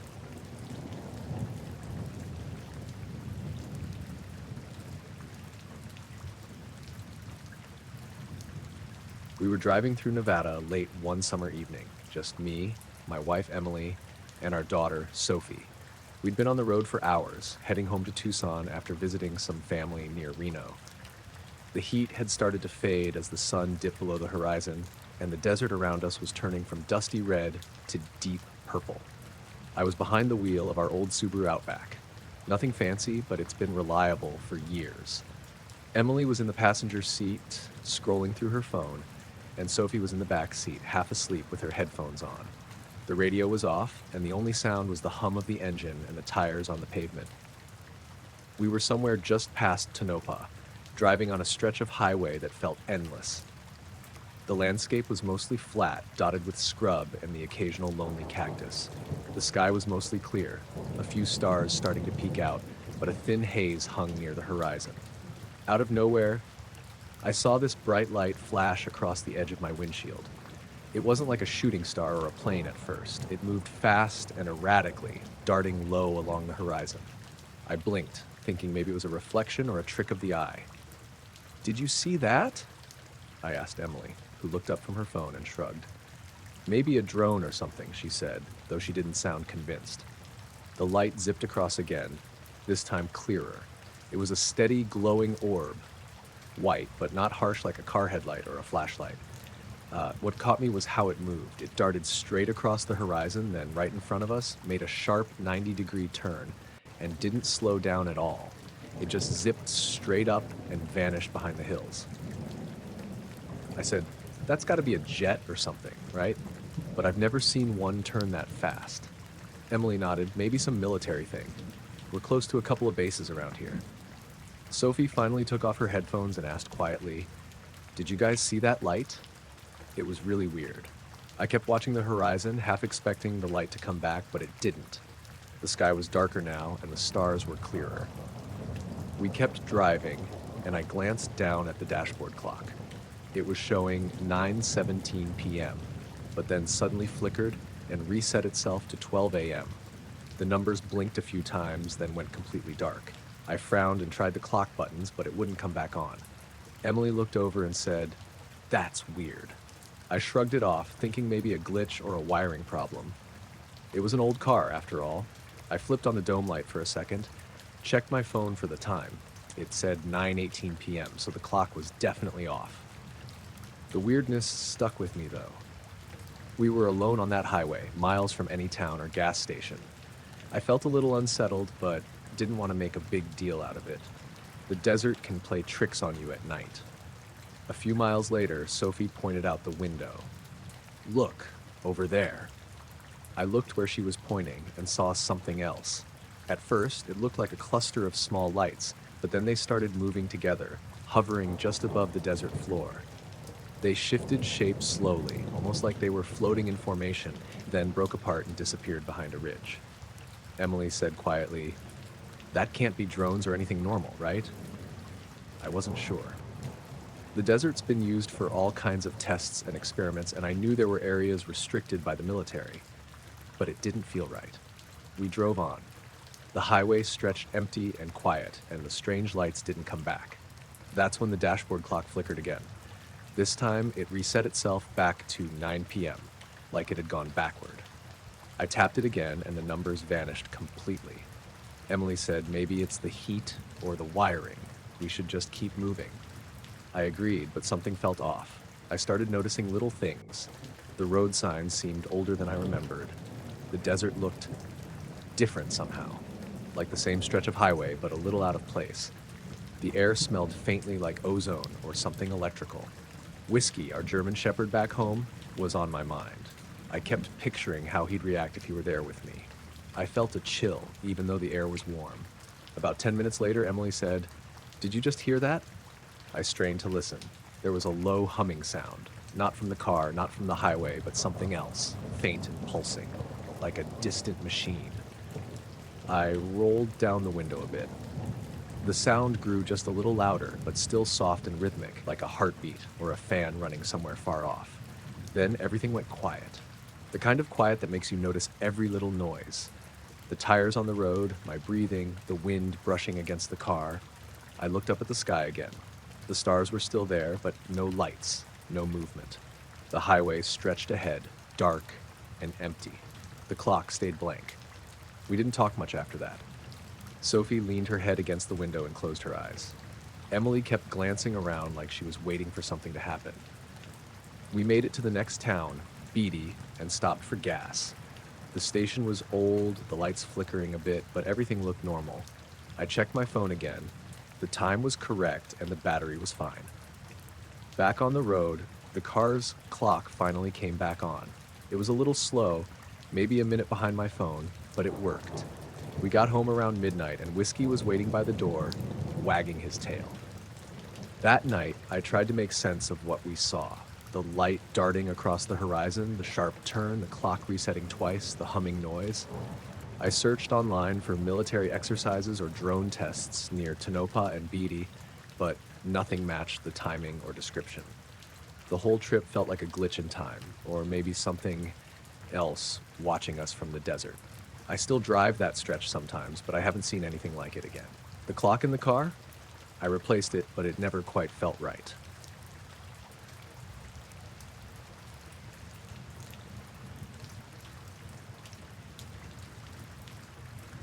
We'd been at the cabin for a few days, just the three of us. Me, my wife, and our son, Jake. It's out in the middle of nowhere, really remote. No cell service, just the kind of place where you drive for miles through dense woods to get there. We liked it for the quiet, away from everything. The plan was to disconnect, relax, and let Jake run around without worry. The first couple of nights were normal, nothing weird. Just the usual sounds, crickets, wind in the trees, the occasional owl. But the third night, something happened that I've been trying to figure out ever since. We were sitting outside around the fire pit. Jake was roasting marshmallows, and my wife and I were just talking, sipping some coffee. The sky was clear, and the stars were bright because there's no light pollution out there. It was peaceful, exactly what we came for. Suddenly, out of nowhere, my wife pointed toward the trees on the far edge of the clearing and said, "What's that?" I looked where she was pointing, toward the thick line of firs and pines that bordered the cabin. At first, I saw nothing but darkness. Then, slowly, a light appeared, a small, glowing sphere rising just above the treetops. It wasn't like any flashlight or lantern. It was smooth, perfectly round, and emitted a soft, steady light that was white but kind of bluish at the edges. The sphere moved up, inch by inch, about 50 feet above us, just hovering there. There was no noise, no buzzing, no humming, nothing. I swear I strained to hear something, but it was completely silent except for the crackling of the fire behind me. I blinked, thinking maybe I was seeing things. My wife looked just as confused, and Jake stopped mid-toast with his marshmallow, staring wide-eyed. The sphere didn't change shape or size, it just hung there, still. We didn't move or speak for maybe a minute. I felt my stomach knot up, not in a panic, but in that slow, creeping kind of unease. The kind where your body wants to run, but your mind is stuck trying to make sense of what it's seeing. Then, without warning, it shot straight up, like a bullet. I mean, really fast, faster than anything I've ever seen. It vanished into the sky in a blink, leaving no trail, no noise, nothing. 1 second it was there, the next it was gone. We all just sat there, stunned. I looked at my watch. Only about 30 seconds had passed since it appeared. But something felt off, like time wasn't right. After a moment, Jake whispered, "Did you see that?" My wife nodded, but she looked pale. "What was that?" I had no answer. Later, inside the cabin, we tried to shake it off, but the weirdness didn't end that night. The next day, Jake found some strange marks in the dirt near the cabin's edge. They were circular, about 2 feet wide, like something had been pressed into the ground.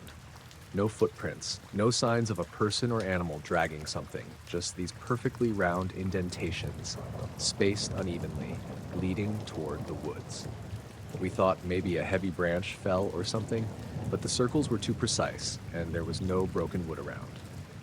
That night, I woke up around 3 a.m. I couldn't sleep. Something outside felt different. I went to the window and looked out.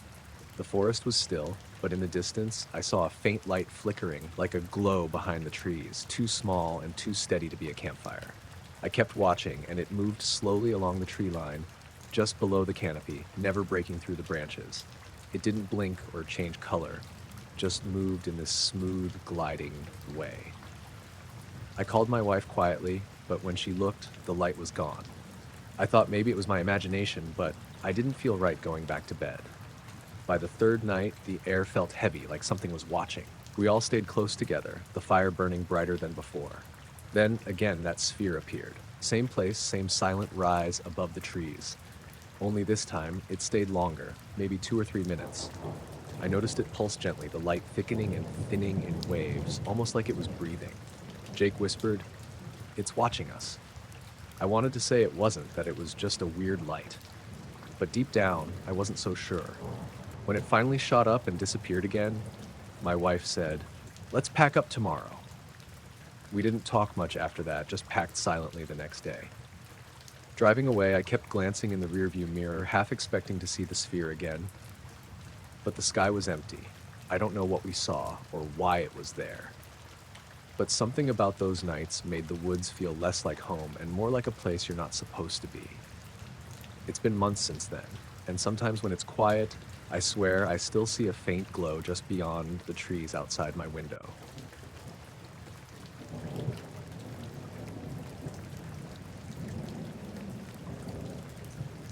It was a Thursday morning, early September. I remember that because we'd had a string of hot days and finally got a cool front that rolled in overnight. I got up around 6, same as always, made coffee, fed the dogs, and headed out to check the pasture before starting on the fencing repair I'd been putting off. We've got about 40 acres, mostly pasture, some woods near the south end, and it's just me and my wife out here. She was in town visiting her sister that week, so I was by myself. I noticed it right away, maybe 50 yards from the back gate. A square, perfectly square, burned into the grass. It was probably 10 feet by 10 feet. Sharp corners, straight lines. The grass inside it was brittle, dead looking, not blackened or charred, just dry, like it had been microwaved. Outside the square, everything was normal, green, soft, dew-covered. But inside that square, it looked like mid-July after a month of no rain. I walked around it twice. No tracks, no tire marks, no footprints. I bent down and touched the grass. It crumbled under my fingers. Not ashes, just dead. And there was this smell, like ozone or static. I don't know how to describe it exactly, almost metallic. Not strong, but it lingered. I looked up. Clear sky. No sign of a storm. We hadn't had lightning. I would have heard it, and the dogs would have raised hell. I went back to the barn, grabbed a shovel, and tried to dig up a bit of the dirt from the middle. It came up dry, and we guess what, not scorched. No heat, no soot, just dry soil. Almost powdery. I figured maybe a crop duster dumped something by accident, but we don't get planes out here often, and there wasn't any residue or chemical smell. Just that faint ozone scent. Later that day, I told my neighbor Joe about it. He's got land just west of ours, and he came by to look. He stood there a while, chewing on a toothpick, then asked if I'd been burning anything. I told him no. He kicked at the edge of the square with his boot, then shrugged and said it was probably kids with a drone and some kind of prank. But it wasn't just the square that got to me. That night, around 2 a.m., the dogs started whining. Not barking, whining. I got up, checked the back porch. They were both standing at the door, ears back, tails down. Usually they bark at anything that moves, raccoons, coyotes, wind.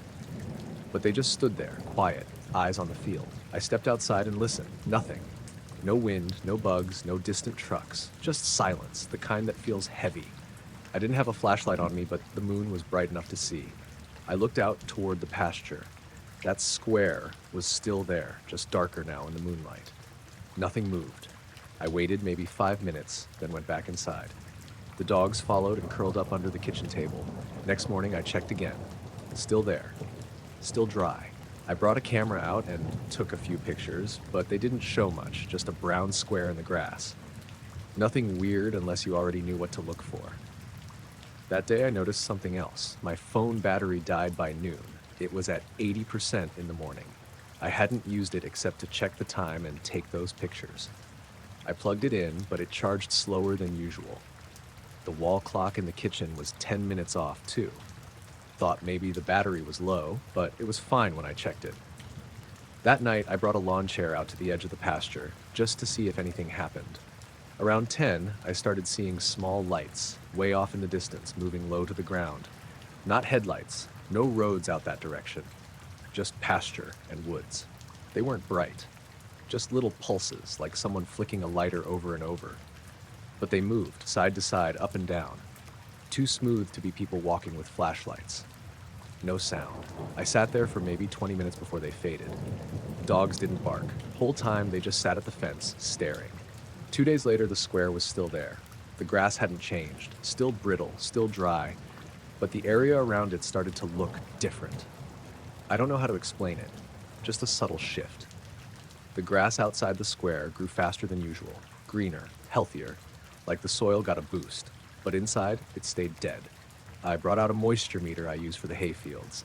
Readings inside the square were low, almost zero. Just outside the square, normal, even a little higher than normal in some spots. That afternoon, while I was out walking the fence line, I heard a hum. Not loud. Low, almost like a diesel engine idling far off, but steady. I turned expecting to see a truck, but there was nothing. No dust trails, no headlights. I stood still for a minute, and the hum just stopped, like someone flipped a switch. When I got back to the barn, the power was out. Only for a few seconds, but it flicked off and on. The radio reset, the electric fence controller blinked like it had lost connection. That night, I didn't sleep much. Every time I closed my eyes, I felt like someone was outside. I kept getting up, checking the windows. Nothing, but the dogs paced, back and forth. No barking, just pacing. Around 3 a.m., I looked out the bedroom window and saw the square glowing. Not bright, just a soft, faint shimmer, like heat rising off pavement again, but steadier. I went out onto the porch with my flashlight. When I shined it on the square, the shimmer stopped. Grass still looked the same. I walked out to it, slow. Dogs stayed back at the house. I crouched down, touched the dirt again. Still dry, but the air felt warmer over it. Not hot, just a few degrees different, like standing near a heating vent. I stayed there for a while, just listening. Again, nothing. No wind, no bugs, just quiet. Next morning, the shimmer was gone. No trace of it. But now the square looked cleaner, like something had sucked the moisture and color out completely. I left it alone after that. Stopped walking the dogs near it. Stopped talking about it. A week later, it rained. Good, steady rain all afternoon. Everywhere on the property got soaked. except that square. I went out after the storm passed and checked.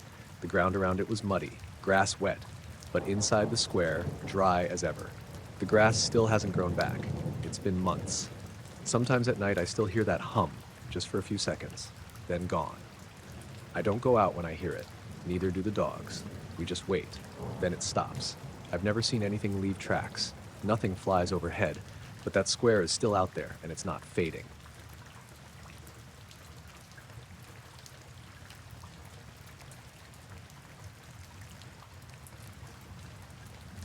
My son and I were out in the backyard like we'd done 100 times before, just the two of us, staring up at the night sky. He's into all that space stuff, so we kept a couple of lawn chairs near the big telescope my dad gave him last Christmas. It was late summer, and the sky was clear, the kind of dark that makes the stars pop. I don't remember why we hadn't gone inside earlier, but we stayed out there, quiet, just looking. I was sitting next to him, pointing out some constellations I learned as a kid, trying to keep the conversation going. He was excited to show me Mars through the scope, so we took turns peeking through it. The night was calm, except for the occasional cricket noise and the distant hum of a car passing by down the road. Then, out of nowhere, he nudged me and whispered, "Dad, look up." I followed his eyes and froze. There was something above us, a shape blocking a big patch of stars. It wasn't like clouds or anything normal. It was a dark, solid shape that stretched across maybe half the sky we could see from the yard. I mean, the stars just disappeared behind it, like someone had pulled down a blackout curtain. It was huge, like way bigger than any plane or bird I've ever seen, and it didn't move. Not an inch, just hung there silent and still, like it was watching us or waiting. The weird part was, there was no sound. Usually, if something that big is overhead, you'd hear engines or wind, right? But nothing, just silence. I looked at my son and he was holding his breath, eyes wide. I felt the hairs on my neck stand up, but I told myself it had to be some kind of weird atmospheric thing. Maybe a cloud we couldn't see clearly, or a trick of the eye. I grabbed the infrared scope we'd been using to check out some animals at dusk. It was part of a little kit my son's science teacher had recommended for night observations. I aimed it at the shape. Nothing. The screen showed the usual heat signatures around, trees, a few critters running across the yard, the house itself. But the shape overhead was just a black void on the display. No heat, no distortion, nothing. That part was what really threw me off. "Dad," my son said, voice barely a whisper, it's not really there." "I don't know," I replied. "But I want to find out." We sat still for what felt like forever, eyes glued up at the shape. It didn't flicker or change. Stars just vanished behind it. No movement, no sound, no heat. It was like something was there, but also wasn't. After a while, I thought maybe we should call my wife in to see it. But I hesitated. What would I even say? That there was some giant, silent shadow blocking the stars? That felt ridiculous.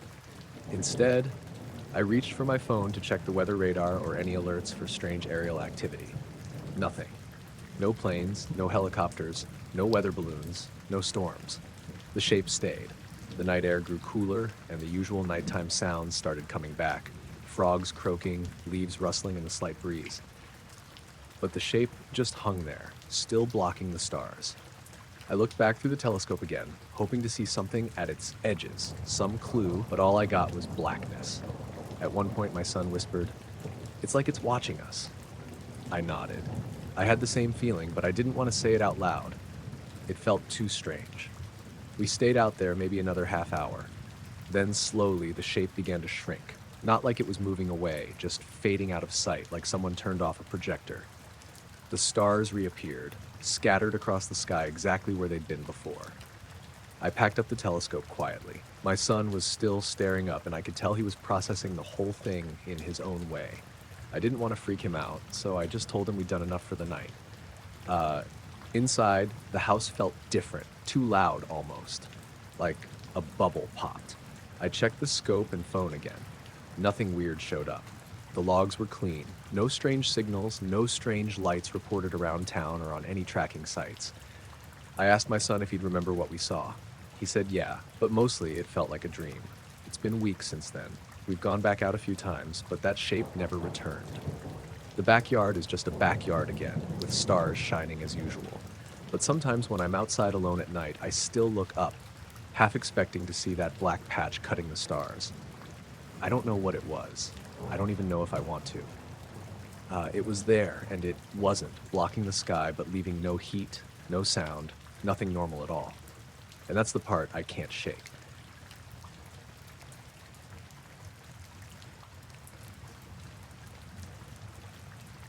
It happened 3 winters ago on a Tuesday night. I was living alone at the time, renting a house on the outskirts of Butte, Montana, close enough to town for work, but far enough that you could walk into your backyard and not see another porch light. The place backed up to some old Forest Service land, mostly pine and rock. Quiet. I liked it that way.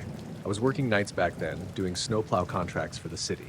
Shift started at 10 p.m. and ran until the roads were clear, usually sometime around dawn.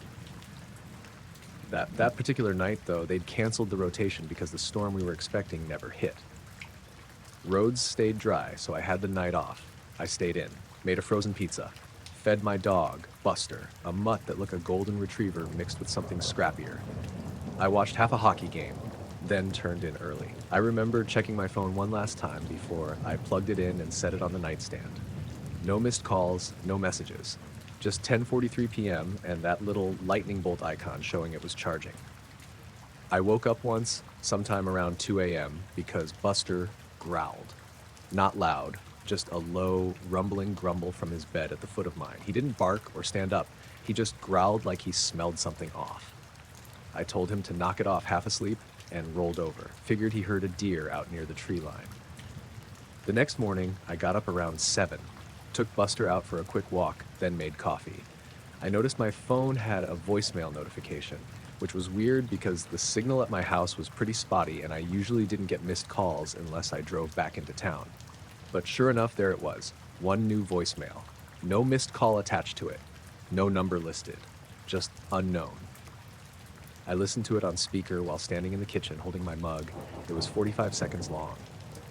The first part was just this low humming noise, real deep, like when you're near high voltage lines or a big transformer, that steady, low frequency vibration. But underneath it, there was this soft, grainy static, like a bad radio station. No voices at first, no clicks, just hum and static. About 30 seconds in, I heard it. My name. Whispered, not once. Plain as day. Connor. Pause. Connor. Same voice both times. Male. Quiet but clear, not emotional, not threatening, just saying my name like they were checking to see if I was listening. Then nothing, just the hum fading out into silence. I played it again, same thing. No distortion, no skips. The voicemail hadn't glitched, it was just like that. I checked the timestamp, 2:13 a.m. That's when I remembered Buster growling. I looked around, kind of half expecting to find something wrong in the house, but everything was normal. Doors locked, no windows open, no footprints outside but mine and Buster's. I deleted the voicemail. I don't know why. It just felt wrong to have it saved. I figured it had to be some kind of prank, maybe a spoofed number. But the fact that there was no call record at all, just the voicemail, bothered me. I checked my call log, even went online to my phone account later that day. Nothing logged for 2:13 a.m.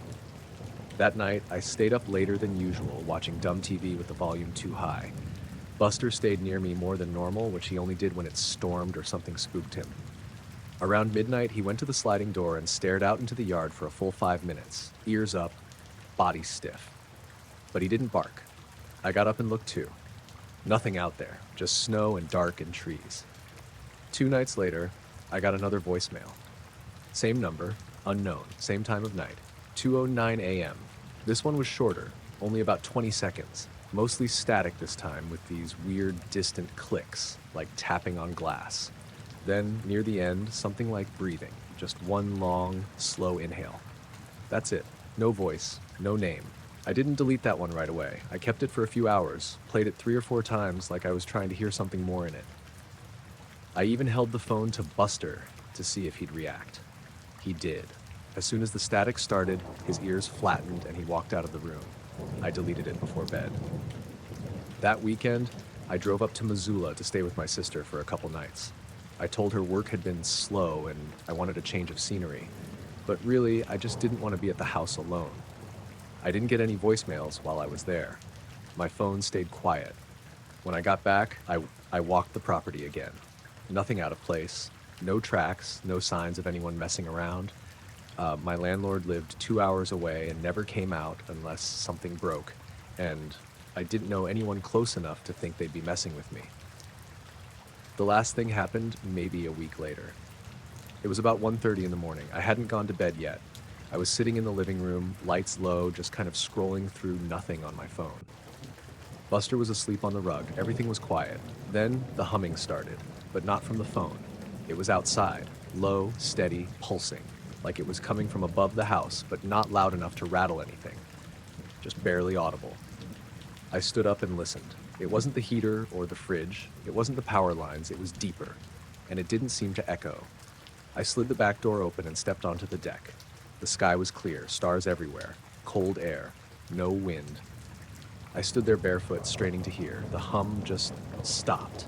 No fade out, no Doppler, just gone. I looked up and realized the stars above the tree line were gone. Not behind clouds, just missing. There was this patch of sky, maybe the size of my outstretched hand, where nothing showed, just flat black. I blinked and squinted and waited, and after maybe 10 seconds, the stars came back. Not all at once, one by one, like something had moved. I didn't sleep that night. I didn't sleep much for a while after. No more voicemails came through. I changed my number anyway. I kept Buster close.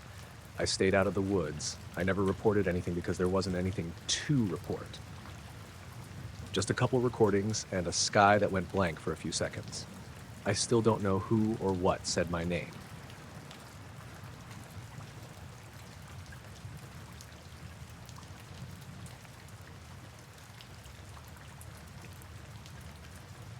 I didn't really believe in anything strange before all this happened. I mean, I've always liked looking up at the night sky, stars, planets, satellites, but I never thought I'd end up with footage that I couldn't explain. It started a couple months ago, during one of those clear, cold October nights here in northern Maine. I'm a photographer, mostly landscape and nature stuff, and I got into night sky time-lapse photography last year. I'd set up my camera in the backyard of my place in Eastport, a small town right on the coast. The air was crisp, a little damp from the ocean fog that had rolled out earlier, and I was hoping to catch some good shots of the Milky Way, or maybe the Northern Lights if I was lucky. That night, I set the camera on the tripod in the side yard, pointed it up at the sky just past the tree line, and programmed it to take a photo every 10 seconds for about 4 hours. I figured I'd check the footage the next morning. The next day, I downloaded the images and started stitching them into a time-lapse video. I was scrolling through, watching the stars slowly move across the sky, the clouds drifting by now and then, when I noticed something odd. There was this shape, sort of oval, kind of like a balloon or a blimp, right in the middle of the frame. It was dark at first, almost blending into the sky, but then it slowly started rotating. Not the stars or the planets, just this shape. It moved too, but very subtly, almost like it was hovering. At first I thought it was a drone, or maybe some kind of weather balloon caught in the frame. But then the colors started to change. The shape shifted from a deep blue to an eerie green, then a dull orange, cycling slowly. None of the stars did anything like that. Planets don't just glow in changing colors, and there wasn't a plane or helicopter light pattern. I went outside right away to see if I could spot anything with my own eyes, but the sky was clear, and I didn't see anything unusual. No lights, no shape, nothing. I showed the footage to my friend Lena. She's a wildlife biologist and knows a bit about drones and all that tech. She said, could be some kind of weird camera artifact or light reflection. I wanted to believe her, but the more I looked at the footage, the less sense it made. The next night, I set the camera up again, same spot, same time interval. I stayed out there longer, just watching the sky. The air smelled of salt and pine. Luna, my dog, a lean little border collie mix with sharp eyes, was restless, sniffing the ground and staring at the tree line. Around midnight, the wind picked up, and there was that low hum you sometimes get from distant power lines or a passing plane. But Luna stopped and growled low, staring toward the water. I looked that way too, but saw nothing. The camera caught the same shape again, this time a little higher in the sky, rotating, glowing faintly. The colors were more muted, pastel-like. When I reviewed the footage that morning, I noticed something else weird. The shape's rotation didn't seem consistent. Sometimes it spun clockwise, sometimes counterclockwise, but the stars were all steady and slow, drifting eastward like normal. The shape's movement didn't match any natural pattern. I started checking the local weather radar and flight paths for drones or aircraft, but nothing matched the time or location. Over the next week, it kept happening. Every night, the shape appeared somewhere in the frame, rotating and cycling colors. Sometimes it got close to the horizon, other times it was almost at the zenith. Luna never seemed relaxed during these nights. She'd follow me around, her ears twitching, alert to sounds I couldn't hear. One night, I decided to try and get a better look. I brought out my binoculars and set up a second camera with a zoom lens. I sat in the yard, Luna curled up next to me, fog rolling off the nearby harbor. The shape appeared around 11:45 p.m., just as the air got colder. I focused the binoculars on it, but it was oddly blurry, like looking at it through a heat haze or a dirty window. Then the colors started cycling again, deep green to blue to a dull amber.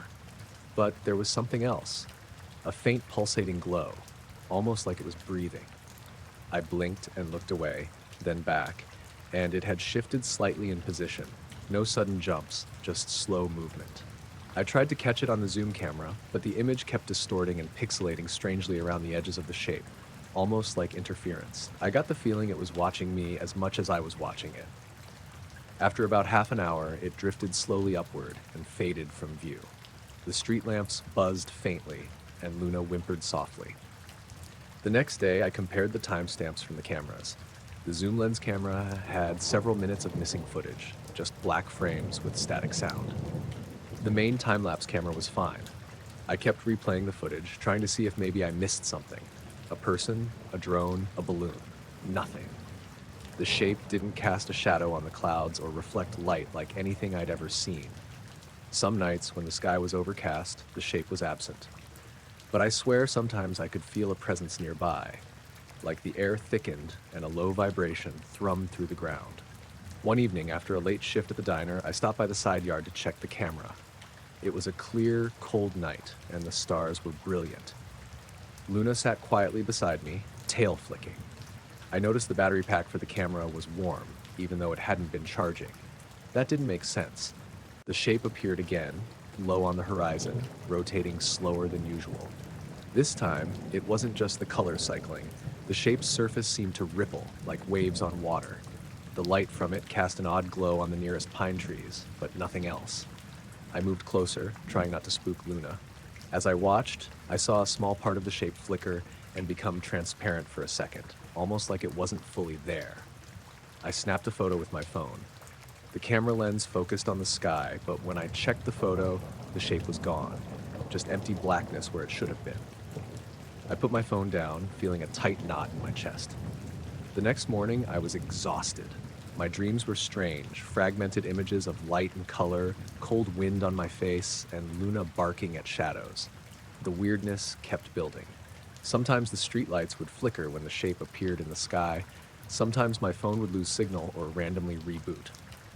One night, I set up a motion sensor by the back door. Luna was nervous, pacing inside the house. At about 2:30 a.m., the sensor picked something up, just a soft movement near the bushes. When I looked outside, nothing was there. The next morning, the motion sensor was off, the batteries dead. That same day, I checked the time-lapse footage from the previous night. The shape showed up briefly, but halfway through the clip, the entire sky went black for about 15 seconds, then returned to normal. The stars were frozen in place. I rubbed my eyes and stared for a long time. I couldn't explain any of it. My neighbors hadn't noticed anything. No reports on the news. Just me and Luna watching the sky, feeling the nights grow heavier, the silence louder. Sometimes I wonder if I was imagining it, if the long hours staring up and the loneliness of the cold nights were playing tricks on me. But then I see the footage again, the slow rotation, the color shifts, the strange rippling, and Luna won't stop watching the horizon, ears pricked, like she's waiting for something to come back. So here I am, still pointing the camera up, waiting for the shape to appear, hoping to catch something that makes sense. But for now, all I have are questions, a restless dog, and a sky that keeps hiding secrets I can't quite quite reach.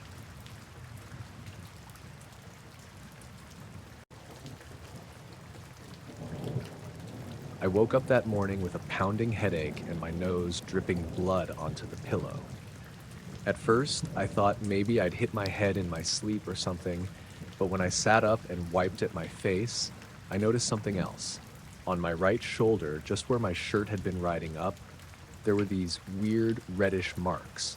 They looked like burns, but not the usual kind, more like a pattern, like someone had pressed a stencil or a stamp against my skin.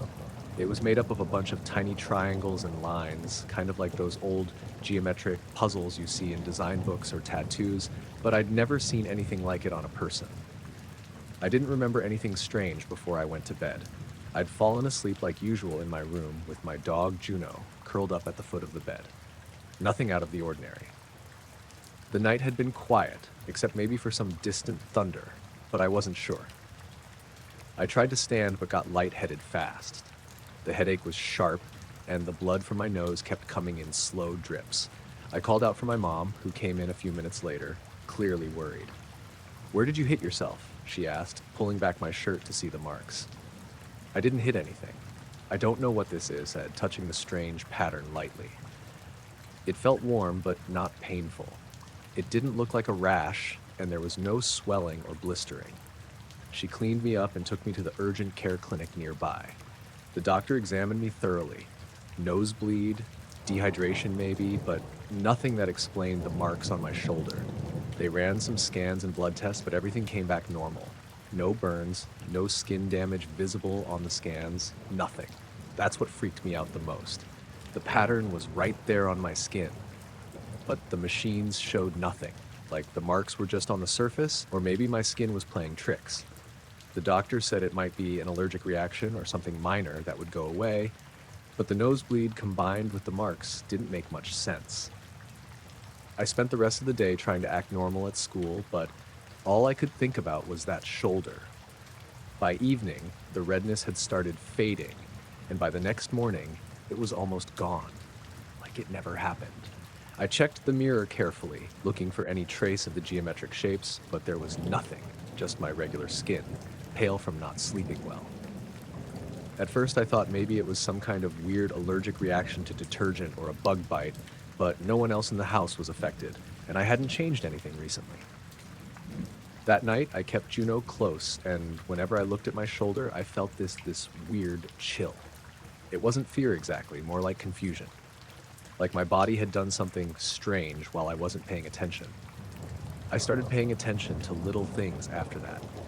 Like how sometimes when I was alone in my room, I'd hear soft tapping noises, like someone knocking lightly on the walls. But when I checked, no one was there. Or how my phone would occasionally glitch, freezing on strange static patterns for a few seconds before coming back to normal. At school, some kids made jokes about me having secret symbols, or alien tattoos, which made me roll my eyes, but inside I wondered if maybe they were onto something, or if I was just losing it. I told my parents, but they mostly chalked it up to stress. I had been having trouble sleeping and focusing lately, but that didn't explain the nosebleed or the marks. One night a week later, I was lying in bed staring at the ceiling when Juno suddenly jumped up. Ears perked, staring at the corner of my room near the window. The air felt colder there, like a draft, even though the window was shut tight. The lights flickered briefly, and then the tapping started again. I didn't see anything, but my skin crawled. I tried to shake it off as nerves and went back to sleep. The next morning, I noticed a faint scar in the shape of one of those triangles on my shoulder. It was barely visible, like a faint scratch. When I showed my mom, she didn't notice it at first, but when she looked closer, she got this worried look on her face. We went back to the doctor, who said the skin was healing normally, but still no explanation for the pattern or why it appeared in the first place. The whole thing stuck with me for months. The nosebleed never came back, and the scars faded completely after a few weeks, but the memories of that night, the marks, the tapping, the cold spot felt like a puzzle I couldn't solve. Sometimes when I'm alone in my room and the light is just right, I swear I can feel that cold draft near the window again, and if I look closely, shadows seem to move just a little too fast in the corner of my vision. I don't know what it means or if anyone else has experienced something like this, but it changed how I see things. Sometimes the world hides things just beyond what we can explain, and maybe that's okay. That's all I've got. Just a nosebleed, some strange marks, and a few nights that felt off.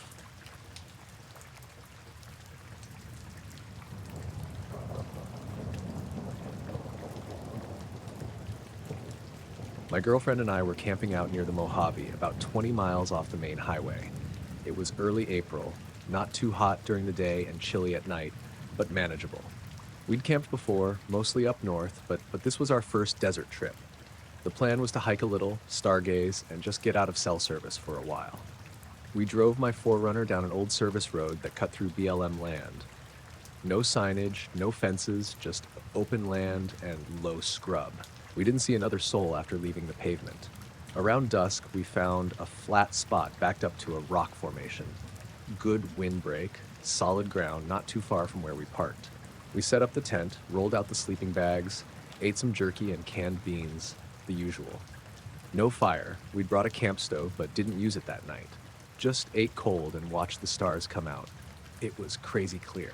I don't think I've ever seen the sky like that before. We laid there outside the tent for a while, just watching. Planes every now and then, satellites. Everything was normal. We turned in around 10 or 11. No animals, no wind, no noise at all, really. It got cold fast, but we brought good sleeping bags. I remember hearing one coyote far off before I fell asleep, but that was it. At some point during the night, I woke up. No noise woke me. I just opened my eyes. I was on my back, and I could see that the zipper on our tent door was open at the top, like 4 or 5 inches down from the peak. We'd closed it all the way before sleeping, I was sure of that. It was too cold not to. I sat up and looked around. My girlfriend was still asleep next to me, breathing steady. Nothing inside the tent looked disturbed. No bugs, no rustling, nothing missing. I didn't hear anything outside, but I still felt, I don't know, exposed. I leaned forward and zipped the door fully shut again, slow so I wouldn't wake her. Then I just sat there, listening. Not scared exactly, but alert. I stayed up maybe 20 minutes. There was nothing. No wind, no sounds, just that kind of dead silence you only get way out in places like that. Eventually, I laid back down and closed my eyes, but I don't think I really slept after that. When the sun came up, I was already awake. My girlfriend stirred next to me and asked if I'd unzipped the tent during the night. I told her no at first, then said, yeah. I had, because I saw it was open and zipped it back up. She looked at me funny, like maybe I was messing with her, but I wasn't. We stepped out of the tent to start making breakfast, and that's when we both stopped. Right in front of our tent, someone, or something, had taken the bundle of firewood we'd brought. Just a few sticks, maybe 8 or 10 pieces, in a mesh bag by the back tire, and arranged them in a perfect ring on the ground. Not stacked like for a fire. A flat, even ring. Every piece equidistant, maybe 3 feet across total, centered directly in front of our tent door. We hadn't touched the firewood. We hadn't planned on a fire. It hadn't been moved when we went to bed, I was sure of that, because I'd stepped over the bag on the way into the tent. The ground was sandy gravel. There weren't any boot prints or tire tracks, nothing around the ring either. Just the wood laid down like it had been measured out. We stood there for a while, not talking. It was bright out, fully daylight, but the silence felt wrong, like the whole place was holding its breath. Eventually, I walked around the perimeter of the camp. Nothing missing, nothing moved. Our cooler was untouched. Our packs were zipped. I looked for footprints or drag marks. Nothing. No animal sign either. The firewood itself was completely clean. No scratches, no soot, no bugs. Just dry sticks laid end to end in a circle. Not even a broken twig. I asked her again if she'd gotten up or heard anything. She hadn't. She's a light sleeper too. We both would have heard something approaching, but we didn't. After maybe 10 minutes of just standing there trying to figure it out, we packed up. No breakfast, no hike. We didn't talk much while tearing the tent down. Everything fit back into the 4Runner quick, and we got back to the road by 9 a.m. Later that afternoon, when we got back to town, I checked the firewood bag. It was empty. Not a single stick left inside. We never saw anyone else out there. No cars passed us on the way in or out. Nothing else ever came of it. Nothing followed us home. We never went back.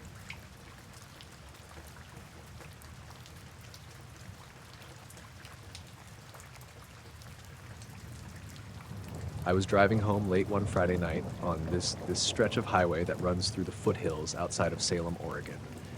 It's the kind of road that's mostly empty at night, just long, winding asphalt through trees and some open fields, and it's usually quiet, except for the occasional truck or late-night commuter like me. That night, it was clear and cool, early spring with a little chill in the air but no wind. I'd just gotten off a double shift at the diner where I work, and I was tired, looking forward to crashing once I got home. I was about halfway through the drive, maybe 10 miles out of town, when I noticed something weird up ahead. At first, it looked like a plane was hovering right over the highway. I don't mean flying low or anything normal. It was just there, completely still, hanging maybe 50 or 60 feet off the ground. No lights blinking, no sound, nothing. Just a dark shape against the clear night sky. I slowed down and blinked a few times, thinking maybe it was some kind of crane or a weird drone or even a helicopter, but the way it just hovered without any noise threw me off. There was no blinking light on it at all, which is strange for anything flying over a road. As I got closer, I saw it start to rotate slowly, like it was turning around an invisible axis. The shape was kind of triangular, but nothing I recognized from any aircraft I'd ever seen. The edges were smooth, and it didn't look like it had wings or rotors. Just this silent, dark mass that was moving slowly in place. I gripped the steering wheel tighter, feeling a little uneasy. My headlights didn't seem to shine on it properly. The surface was almost absorbing the light. I kept watching it in my rearview mirror as I passed underneath. It didn't move forward or sideways, just rotated slowly, completely silent. I couldn't see any support, no cables, no poles, no engines. I wasn't the only one who saw it. A few weeks later, I found a local online forum where people were talking about the same thing. Drivers reported seeing this dark triangular shape hovering in the exact same spot along the highway, usually between 10:30 and midnight. Everyone described it the same way. Silent, no blinking lights, slow rotation, no visible means of support. A couple of people said their phones lost signal or their GPS acted weird around that stretch of road. I didn't notice that myself, but I didn't check either. I was just glad to get home. The next time I drove that way, I tried to leave later, hoping to see it again or at least figure out what it was. I got there around 11:15 p.m., and for a while, nothing, just the quiet road, the smell of pine, and my headlights cutting through the dark. Then, out of nowhere, the same dark shape appeared, hovering over the same spot, rotating slowly. I slowed down like last time, watching carefully, but I swear, my radio started to cut out, like static crackling in and out. The signal was spotty for a few seconds, then came back. The thing didn't move or make a sound. I thought about stopping and getting out of the car, but something made me stay put. I kept my eyes on it as I drove past again, but by the time I was 10 miles down the road, it was gone. I told a coworker about it, but he just laughed it off, said I was probably tired or imagining things. Another driver I talked to said they saw the same thing about a month earlier, but thought it was a weather balloon or a military test. That made me wonder if it was some secret government stuff, but I'd never seen a balloon just sit still and rotate like that, and no noise doesn't add up. The weirdest part was how calm it felt. Not like you'd expect, right? You'd think seeing something like that would freak you out, but I was just quiet. Like the thing didn't want me to be scared or anything. Just there, watching. After a few weeks, I stopped driving that route late at night. I figured it was better not to mess with whatever that was. One night, I was coming back from a friend's place, about 2 a.m., and I noticed headlights behind me. Thought it was someone just catching up, but as I glanced in my mirror, the car behind me slowed down too, then stopped on the shoulder. I pulled over to see if they needed help or something. The driver was a woman named Laura, a local from down the road. She told me she'd seen the same dark shape hovering over the highway that night and had been too creeped out to drive past it. We talked for a bit, and she said she felt like the thing was watching her too, like it was waiting. Neither of us could explain what it was or why it just sat there spinning slowly. The next morning, I went back out with my phone camera, hoping to catch something. But no matter how many times I passed that spot during the day, the shape never appeared. It was like it only showed up at night, in the dark. I never saw it again after that last sighting, but every time I drive that highway at night now, I glance up, half expecting to see it hovering silently, rotating, waiting. No flashing lights, no noise, just there, watching.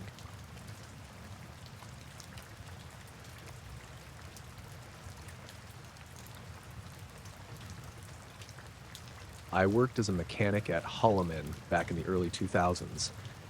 Did 8 years active Air Force, then went contract when I got out. Most of the stuff I worked on was boring. Standard maintenance, diagnostics, loadouts, whatever they needed. Nothing classified, not really, just day-to-day jobs on old airframes that hadn't changed much in 20 years. Then in 2008, I got pulled into a short-term project out at a hangar near the North Perimeter. Not one of the usual bays. This was one of those standalone Quonset-style setups, kind of tucked away from the main pad. The request came through a guy I didn't recognize, civilian clothes, but badge access. He handed me a sealed clipboard and said I'd be assisting on thermal systems inspection for something post-flight. I remember being confused because they didn't give me a checklist, just a form with my name, the date, and a single line that said, "Report anomalies." No tail number, no maintenance logs. That's not how things are usually done. When I got inside, the hangar was almost empty. Just one piece of equipment under a tarp and 2 other guys already standing around it. One was another contractor I vaguely recognized, name was Rolston or something like that, and the other was Air Force, young, probably a captain.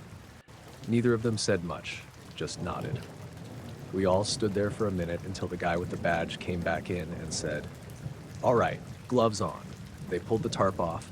I expected some kind of drone or test vehicle, maybe a new unmanned thing, but what was under there didn't look like anything I'd ever seen fly. It was small, maybe the length of a pickup truck, shaped kind of like a teardrop but flatter, like if you pressed down on a water balloon. No wings, no intakes, no landing gear, and it was perfectly smooth. Not just clean paneling smooth, I mean not a single seam, no rivets, no weld lines. The whole thing looked like it had been poured into one solid piece and somehow hardened that way.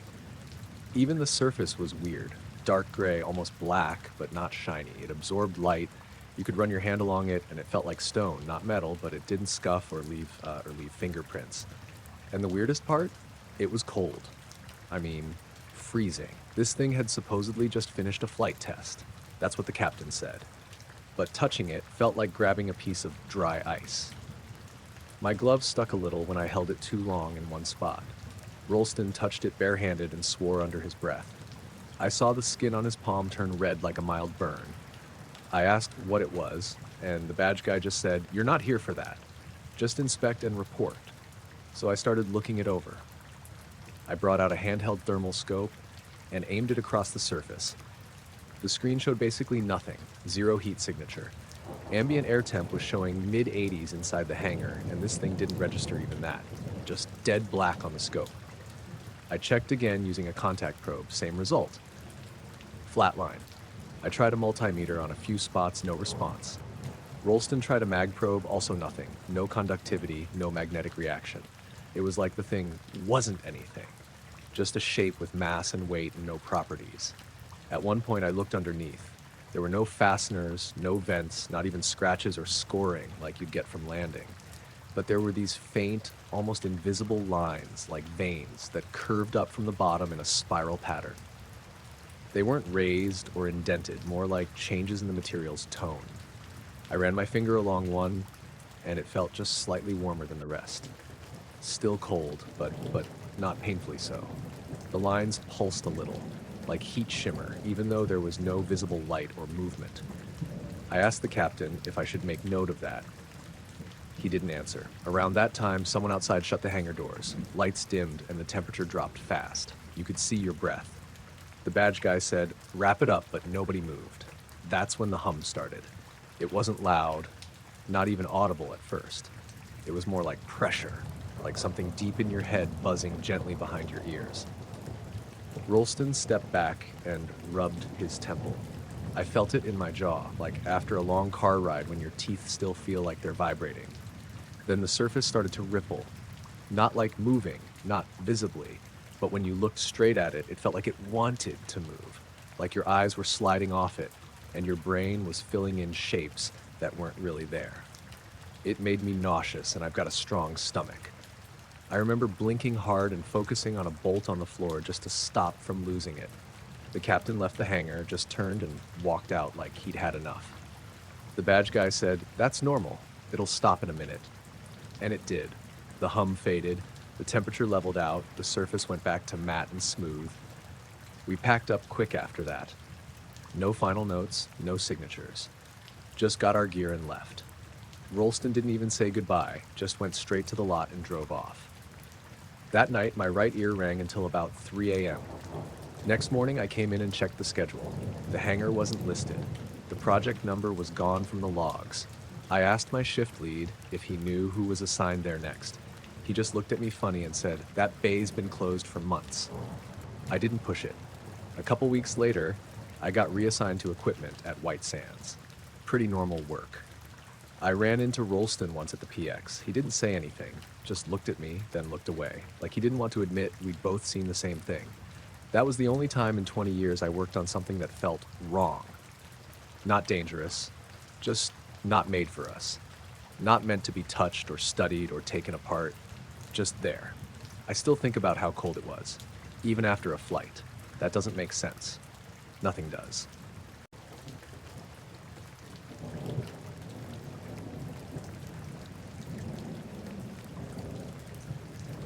I was out in the Mojave Desert just outside of Joshua Tree, setting up for what was supposed to be a straightforward overnight time-lapse shoot. I'd been chasing shots like this for years, the kind where the Milky Way stretches across the sky, all clear and brilliant, with nothing but the desert around you. It was early September. The nights were just starting to cool down a bit after the summer heat, and the air was dry and still. I arrived just before sunset, hauling my gear. A tripod, a Canon 5D, a handful of lenses, and a portable power bank. My dog, Jasper, a lean Australian shepherd with sharp amber eyes, came along. I like taking him because he's calm at night, and it's nice not to be alone. We set up on a little ridge about half a mile from the nearest dirt road. The spot had a good view of the horizon and the dark sky, away from any light pollution. After a quick check, I positioned the camera to face north-northwest, where the stars would begin to move across the frame. I programmed the time-lapse to take a shot every 30 seconds, set the ISO and aperture, and let it run through the night. Jasper settled down near my camp chair with a blanket. I brought some water and snacks and figured I'd hang out, maybe get a little sleep, but mostly just watch the sky and listen to the desert. The night was quiet, way quieter than I expected. No wind, no distant trucks or planes. Jasper's ears perked up a few times, but he stayed lying down. I thought that was just the desert being desert. Around 1:30 a.m., I decided to check on the camera. The lens was cold to the touch, no dew, which was a relief. I double-checked the battery level. It was fine. While I was doing that, I noticed a faint dot of light on the horizon, just above the ridgeline, maybe a mile away. At first, I thought it was a car or some distant camper, but it was too small, like a pinpoint, almost like a star at first glance. The dot didn't move like a car, it shifted, but in a weird way. I focused my binoculars on it, and that's when it got strange. The light moved in sharp, deliberate patterns. Not smooth like a plane or a helicopter, but jerky and geometric. It traced triangles, then squares, then lines straight up and down. It was like watching a light show in slow motion. I blinked a few times, thinking maybe my eyes were playing tricks. Jasper suddenly stood up, ears forward, and started growling low and quietly. I looked around, but there was nothing else, just the black desert and stars. I grabbed my flashlight and started walking toward the ridge where the light was. The farther I went, the less I could hear the usual desert noises. No crickets, no rustling of bushes, not even the breeze that usually rustles the dry scrub. The silence was thick, almost like it was absorbing sound. The light kept moving, but it seemed to slow down, tracing the same shapes again and again. When I got to the top of the ridge, I could see it clearer.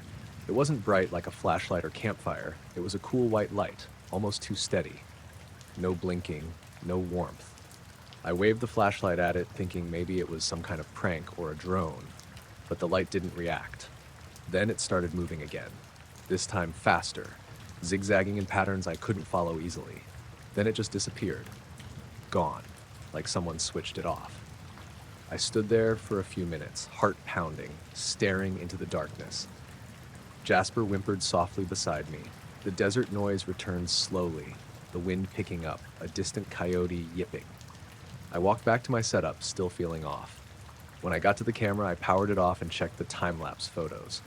The early shots showed the usual star trails, the Milky Way glowing over the desert. But around 1:30 a.m., there it was, the pinpoint of light I'd seen. It appears on frame 114, tracing perfect geometric shapes across the horizon. Then it just vanishes between frames 134 and 135. The shapes are so precise they look almost computer-generated. I zoomed in as much as I could, but the image was grainy at that distance. Still, the movement was clear. No blinking, no flashing, just steady, deliberate movement in patterns that didn't match anything natural. I scrolled through the rest of the images, but it never came back. Jasper refused to lie down after that. He stayed close, pacing and staring into the dark like he was waiting for something. I packed up as dawn approached, the sky starting to glow pale pink and orange behind the distant mountains. On the drive back, I kept glancing at the rearview mirror, half expecting to see that light again. It never showed. Back home, I ran through the footage multiple times over the next few days. I showed it to a couple of friends who were into astronomy and photography, but no one had a good explanation. Satellites don't move like that. Drones don't follow such precise geometric patterns for that long and then just disappear. The whole thing left me feeling uneasy. It wasn't like a flash or a quick spark in the sky. It moved like it was alive, or maybe programmed, but it felt out of place, like something not meant to be there. I tried to ignore it, but every night since, Jasper has been restless. He stares at the windows or door, ears twitching like he's hearing something I can't.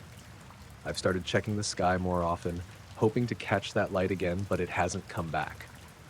I still don't know what it was, but I know what I saw.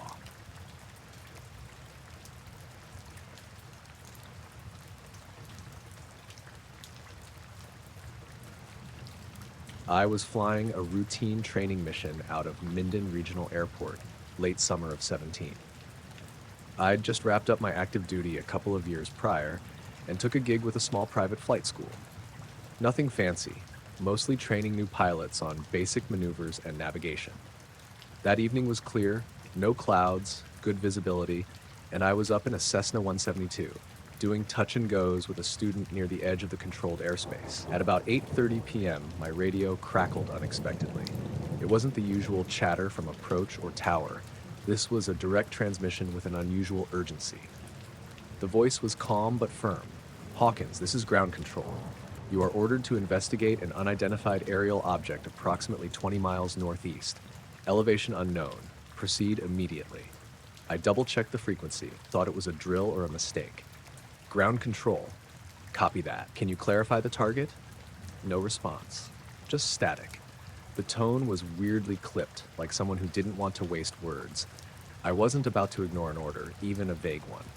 I told my student to circle back to the runway, then took off solo, climbing to about 7,000 feet, heading northeast as instructed. The sky was still bright with twilight, but the sun was dipping below the horizon. I switched on my radar scope. Nothing. Just the usual clutter and the faint blip of other small aircraft around the training area. I called ground control for updates, but the line was dead. No further info. About 10 minutes in, I noticed a faint glimmer off my left wingtip, just past the treetops far below. It didn't look like an airplane or a helicopter.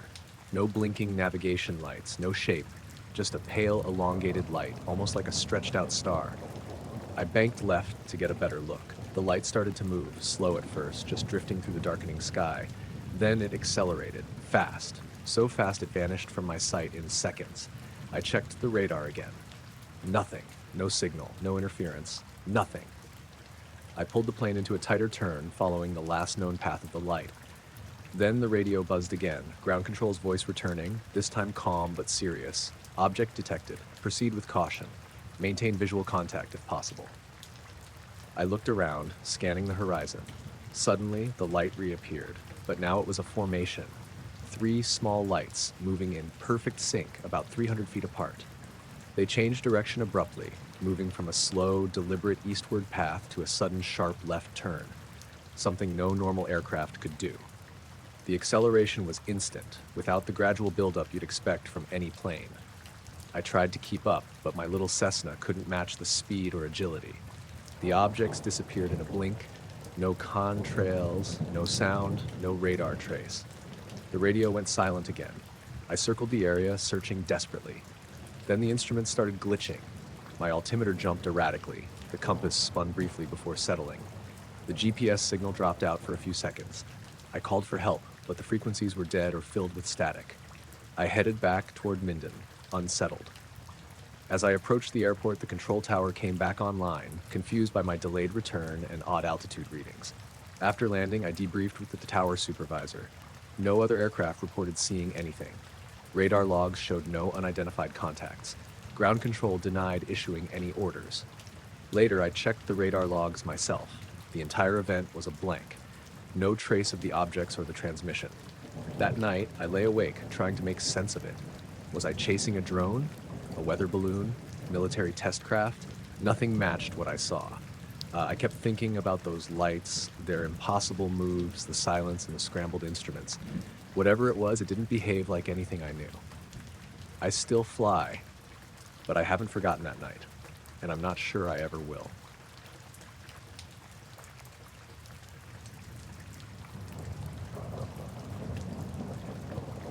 I was fixing fence posts on the edge of town, just off County Road 17, near where the farmland thins out into open fields. It was late afternoon, early September, and the sun was low but still warm, casting long shadows over the dry grass.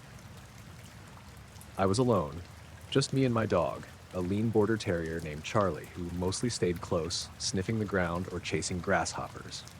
I had been pounding the last of the metal posts into the earth for a couple of hours. The job wasn't complicated, but it required patience, making sure the posts were straight and secure. I like working outside, especially in quiet places like this, where the only noise is the wind and my hammer hitting metal. Around 5:15 p.m., just as I was straightening the final post, I noticed this sharp, high-pitched whine. It was like the sound a dental drill makes, but softer and more constant. I stopped what I was doing and looked around, thinking maybe it was a distant plane or some kind of equipment down the road, but there was nothing else, just the wind and the crickets. Then I looked up. The sky was clear, fading from blue to a pale orange near the horizon, and right above me, maybe 40 feet off the ground, this black oval shape was moving slowly and silently across the sky. I mean, it was the most unnerving thing. Completely black, no windows or markings. It wasn't like a helicopter or drone. No rotors, no lights, no sound except for that whine, which seemed to come from the shape itself, almost like it was the source of the noise. What really got me was the grass beneath it.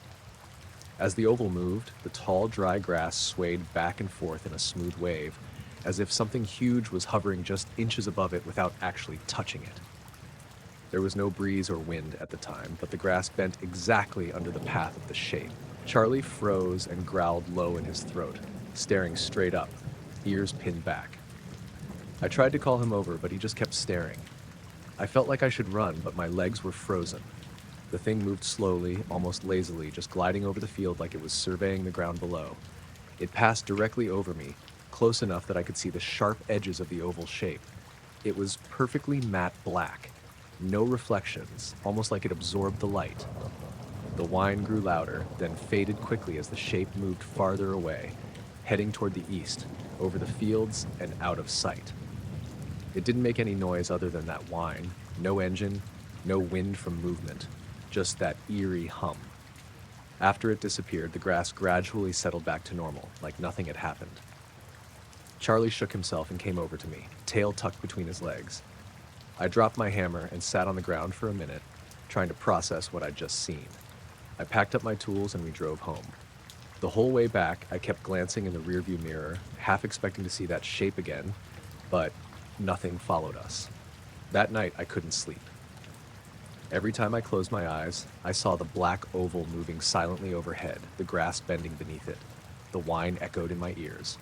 I checked the news and local forums the next day. Nothing about anything unusual in the area.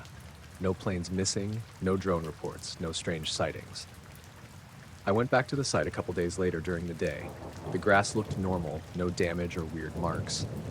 The fence posts were fine, no sign anything had disturbed the ground except me. Charlie seemed fine too, no lasting fear or anxiety. I still don't know what it was. The quiet, the grass bending like that, the shape itself, it wasn't like anything I'd ever heard about or seen before. Maybe it was some kind of experimental aircraft or drone. Maybe it was nothing more than a trick of light and sound. But something about that moment felt off, like I'd glimpsed something not meant for people to see.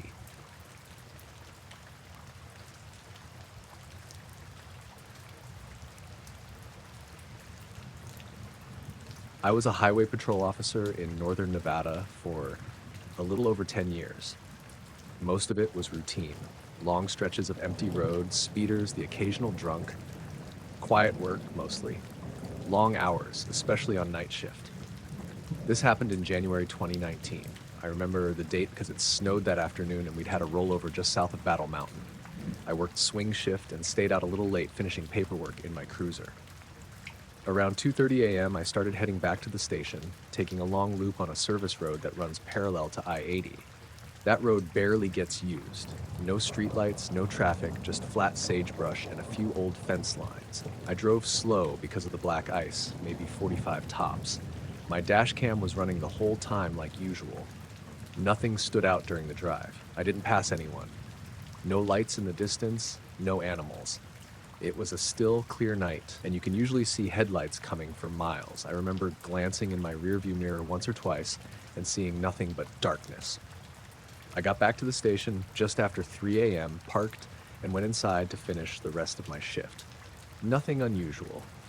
Didn't even think about the drive. The weird part didn't start until later that week. Every Friday, we do a basic check on our dash cam units, make sure the footage synced, nothing glitched, that kind of thing. My sergeant asked if I could pull mine up from that Tuesday night, since I'd been out the latest. I loaded the file from 2 to 3, fast-forwarded through most of it, but something caught my eye. It was subtle at first, just 2 little dots of light behind my cruiser. Faint, but clear. Headlights. They showed up on the footage around 2:41 a.m. I paused the video and sat there for a second, trying to think back. I hadn't seen any headlights. I would have remembered if someone was following me out there, especially that close. But in the footage, they stayed right behind me for several minutes, not tailgating, just pacing me, maybe 100 yards back. I scrubbed through the next few minutes. The lights stayed behind me the whole time, never closing in, never falling back. I checked my side mirrors in the footage. Nothing, not a single glint, just blackness. But in the dash cam, those lights were there. At 2:48 a.m., the road bends slightly to the left around an old drainage ditch. I remember that stretch clearly because there's a row of old wooden posts and I always slow down there in case of ice. In the footage, I dipped slightly left, same as always. The lights behind me dipped too, and then they were gone. No pass, no fade. They just blinked out like someone flipped a switch.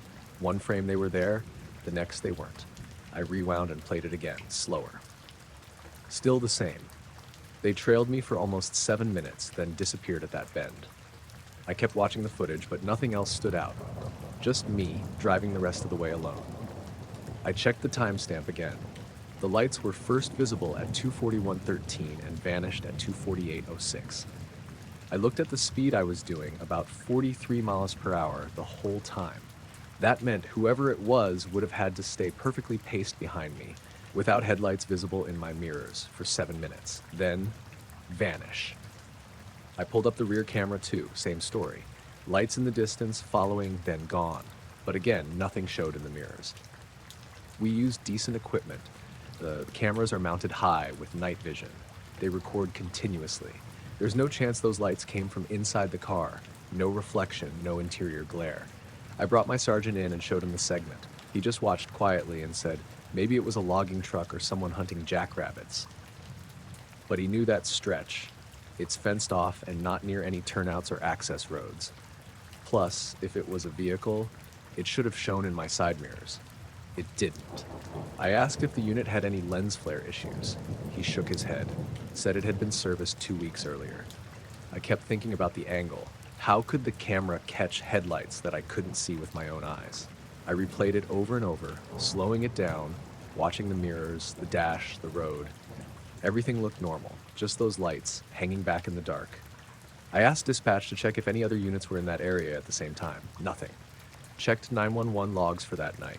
No calls, no breakdowns, no activity at all on that stretch. I even went back out there the next night. Same time, same route. I parked for a while near that bend. Nothing happened. No cars, no lights, just empty road and cold wind. I watched the footage from that night too. No lights behind me at all, not even a distant glow. The thing that stuck with me was how steady the lights were. Never bouncing, never flickering. Just two solid points, low to the ground, like normal headlights. But they never swayed or changed distance, even over uneven road. I've driven that stretch hundreds of times. If someone was out there with a vehicle, I would have seen them. Or heard something. But there was nothing, just those lights following for 7 minutes, then gone. I kept the footage. It's saved in a private folder. I didn't file an incident report. There wasn't anything to report, really. No crime, no damage. Just something that doesn't make sense. It never happened again.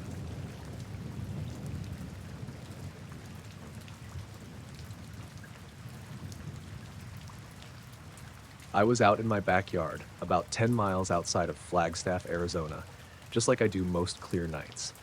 I've been into amateur astronomy for years, nothing fancy, just a decent telescope and a DSLR camera on a tripod.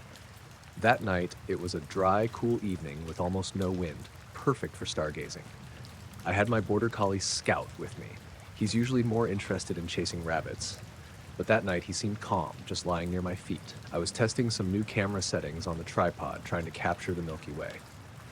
After an hour or so of fiddling, I put the telescope away and decided to just watch the sky with my naked eyes for a bit. Then, around 11:17 p.m., something caught my attention.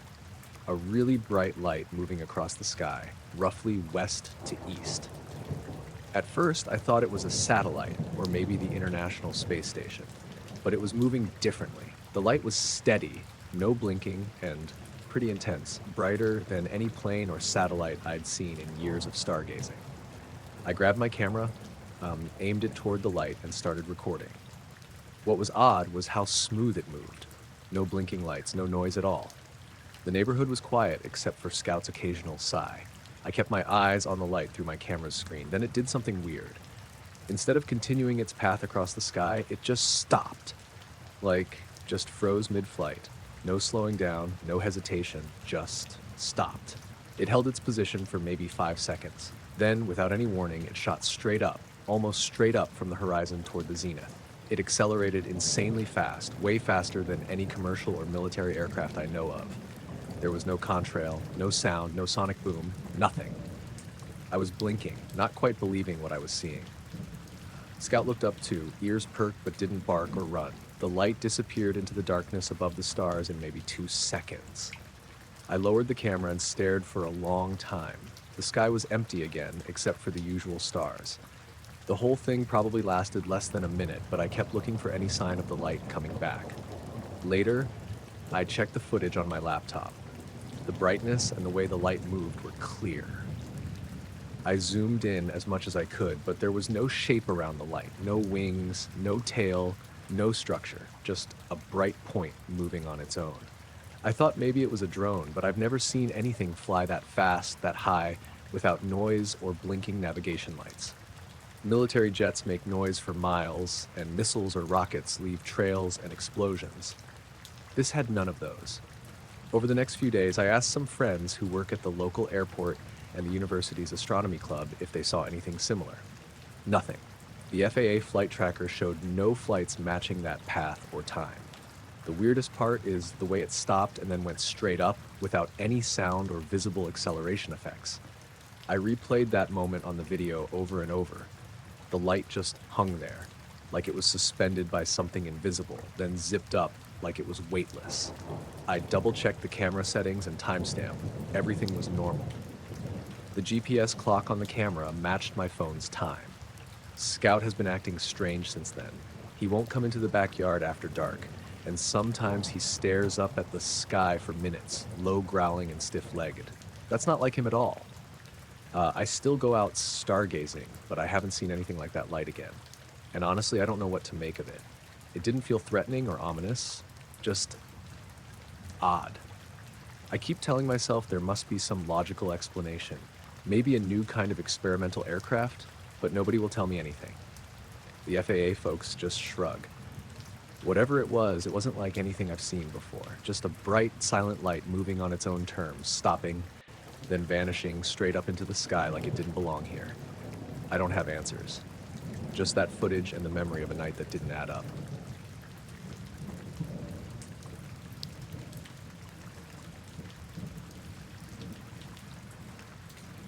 It was close to midnight, sometime in early October, a few years back.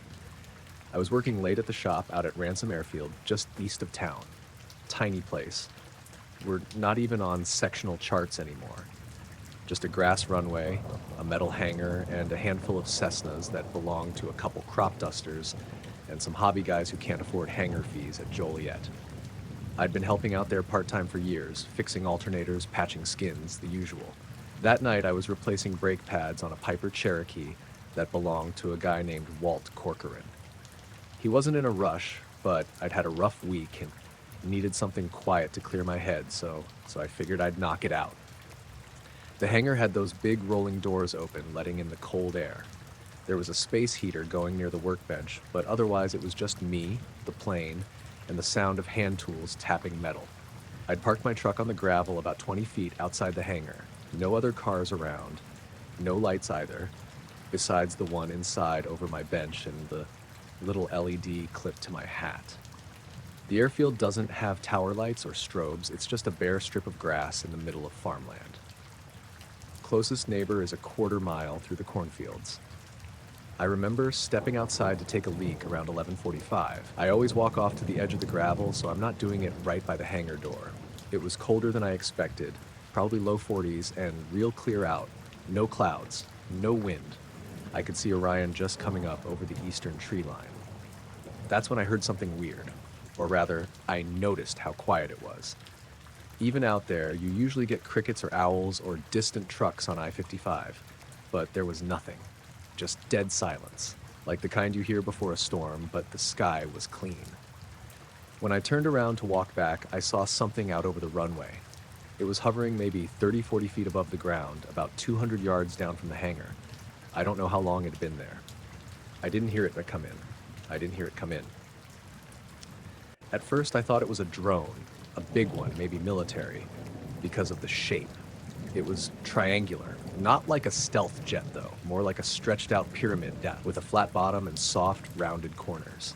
Each point had a faint white light, but they weren't shining down or casting any glow, just soft like LEDs behind frosted glass. The thing wasn't moving, not a wobble, not a twitch, just hanging there, perfectly still, a few dozen feet above the grass. I stood there staring, trying to make sense of it. I wasn't scared right away, just confused. I thought maybe some kind of training op. We get a few Chinooks from the guard base every now and then. But this wasn't that. There was no rotor sound, no blades, no engine noise at all. I started walking toward it, slow. I didn't even realize I'd left the hangar light behind me until I looked down and couldn't see my own shadow anymore. About halfway down the strip, maybe 100 yards from it, the thing shifted. It didn't move left or right. It just rotated slightly like it was turning to face me. Even though it didn't have any markings or windows that I could see. Just 3 dull lights and a dark, metallic underside that caught the starlight in weird ways, like it was absorbing more than it reflected. I stopped walking. My chest felt tight, like I'd just run up a hill. Then, without any warning, it blinked out. Not flew away. Not faded. Just gone. Like someone flipped a switch.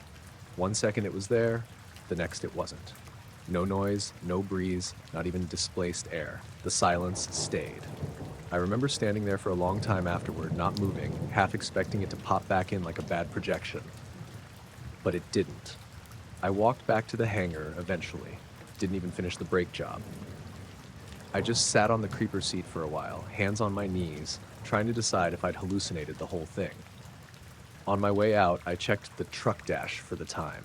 It said 12:08. That meant I'd been standing out there at least 10, maybe 15 minutes. Felt shorter than that. Next morning, I drove back out and checked the grass along the runway. Nothing. No burns. No indentations. Not even disturbed dew. The Cherokee was right where I left it, tools still on the rag. I walked down to where I thought the thing had been, crouched down, ran my hand over the grass. Just normal. Dry. Cold. A little flattened from wind the day before, but nothing unusual. I didn't tell Walt, or anyone, really. I just said I didn't finish the job that night and came back out Sunday to wrap it up. A couple weeks later, I was having beers with Kent Miller, who used to be a lineman for ComEd, but now runs a private flight school down in Peoria. I told him about it, more as a joke, the way people tell fish stories. He got real quiet and said he'd seen something dumb as hell out near Havana a few months back. Also triangle-shaped, also silent. We both just laughed it off, but neither of us really pushed for details. I've been back out at Ransom plenty since then. Nothing weird. Same old cornfields, same old hangar, but every now and then when I'm locking up late, I'll catch myself looking down the runway longer than I need to. Just in case.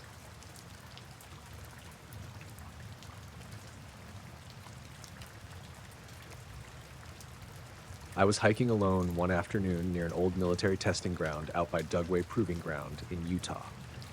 The place is huge, mostly desert and scrub, fenced off in parts, but with some unofficial trails that locals use. I'd heard some weird stories about the area, strange lights, odd sounds, but I wasn't there to chase myths. I just wanted to get away from everything for a day. No phone, no noise, just the sun and the sand. I started out around noon, parking my truck on this dusty dirt road that led to a flat stretch of desert with a few scattered hills. The sky was clear, the heat was dry but not brutal yet, maybe early September. I wore a hat, some boots, and had my day pack with water and a little first aid kit. The trail wasn't marked officially. I was following footprints in the sand that looked like someone had passed through recently. About 2 hours in, I noticed something odd on the ground just ahead. At first, it looked like a piece of scrap metal half buried in the sand. As I got closer, I saw it was a wristwatch. But this wasn't any watch you'd find at a gas station or even a decent outdoor store. The case was warped and half melted, like it'd been exposed to extreme heat or something corrosive. The glass face was cracked, but the hands were still moving, ticking away like nothing had happened. I crouched and picked it up, surprised it was still running. The second hand moved steadily. Even though the whole thing looked like it had been through a fire or blast, it felt heavy and oddly warm in my hand. I flipped it over. No brand, no model number, just some scratched off markings. That's when I noticed the footprints around it. They weren't my own, obviously.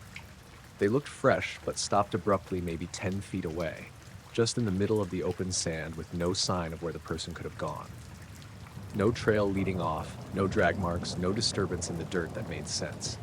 I looked around, scanning the area, but it was just open desert, stretching out in all directions. No buildings, no vehicles, no other people. The wind was still, no birds, no animals stirring. The silence was off, like the desert itself was holding its breath. I tried calling out, but my voice sounded too loud, too sharp in the empty space. Nothing answered. I slipped the watch into my pocket and started walking toward where the footprints had vanished. I wanted to see if I'd missed something. A hidden path, maybe a vehicle, or a cave. But there was nothing. Just sand and rocks, stretching out without a single sign of a person or animal. I kept walking, the weird feeling growing heavier. It was like someone was watching, but I never saw anything. No movement, no sound. My skin prickled.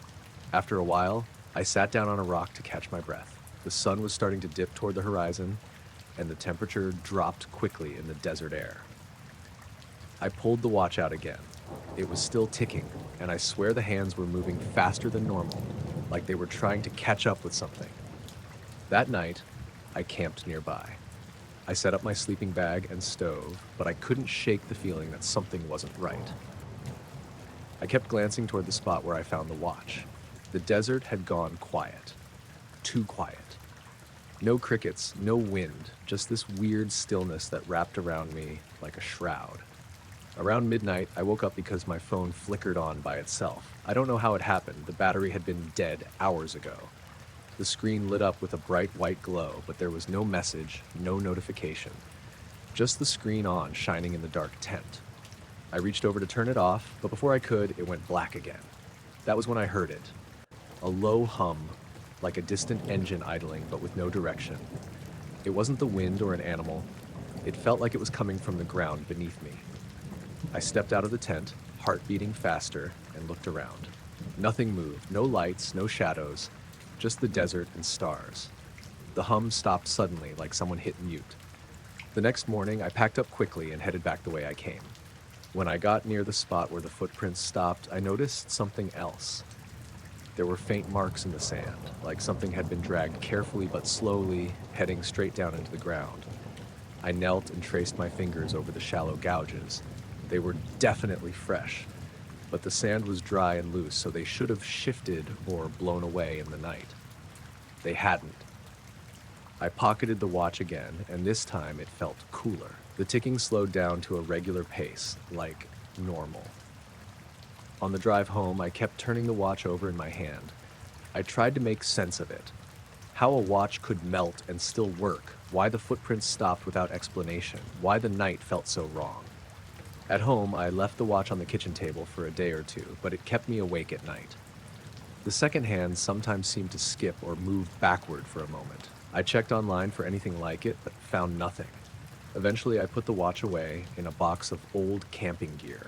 I didn't want to lose it, but I didn't want to stare at it anymore either. I still think about that day. How something unexplainable can just be sitting there in the dirt, waiting to be found. And how a simple object like a watch can hold a silence deeper than the desert itself.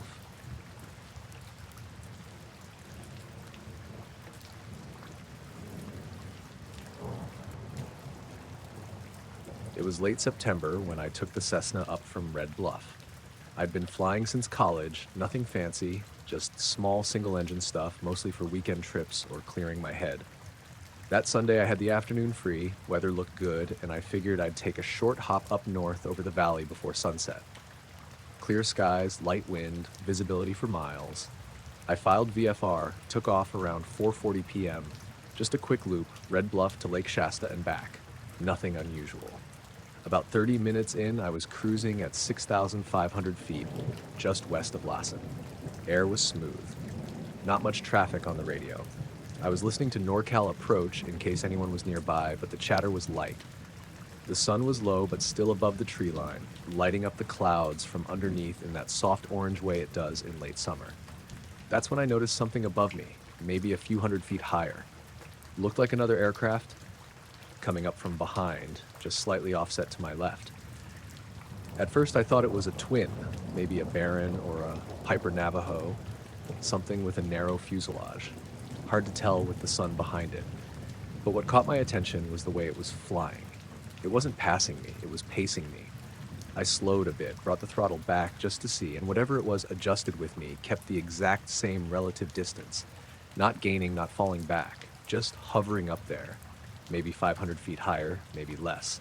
I couldn't hear anything over my own engine, but it wasn't making any noise that I could detect. I called it out on the radio. Unidentified traffic, 11 o'clock high, type unknown, altitude unverified. No response. No acknowledgement from ATC or anyone on frequency. I looked up again. The shape was still there. Silhouette was weird. It didn't have visible wings, not like a fixed wing should. The body looked smooth, almost like it was molded. No rivets, no joints. And the way it was flying didn't make sense. No attitude change, no roll. Just this perfect horizontal movement, matching me inch for inch. I kept watching it, trying to make sense of what I was seeing. It wasn't wobbling, no yaw, no buffeting from turbulence. Just solid. Almost too solid. I tried to get a better angle, banked gently right, thinking maybe the sun was tricking my eyes. But as I turned, it shifted too. Same bank, same arc, staying high and left. Perfectly mirrored. That's when I started to feel it. Something was wrong. Not with the plane. Instruments were solid, engine was fine, but there was this pressure, like cabin pressure dropping even though I wasn't climbing. My ears popped once, then again, even though my altitude hadn't changed more than 50 feet. And the radio started hissing. Not loud, just a soft static under the squelch, even when I turned the volume down. I looked up again. That's when it flipped. It didn't bank, it didn't roll, it just rotated. 1 second it was level above me, matching my heading. The next, it pivoted, nose down, tail up, but stayed perfectly still in space, like gravity didn't apply. It wasn't falling, it wasn't climbing, just standing on its tail in midair. And then it vanished. No sound, no acceleration, no vapor trail, just gone. I scanned the sky, turned in a wide circle, even climbed another 300 feet to look for anything. Contrail, reflection, movement. Nothing, just clouds above, the orange sun, and a completely empty sky. I keyed up again. NorCal approach? This is November 289er Echo. I had visual contact with unknown traffic at approximately 700 feet, positioned southwest of Lassen, faded out of sight. No collision risk, continuing VFR. They didn't respond right away. About 10 seconds later, a different controller voice came on and asked me to repeat. I did. They told me they had no primary or secondary radar contact in my area other than me.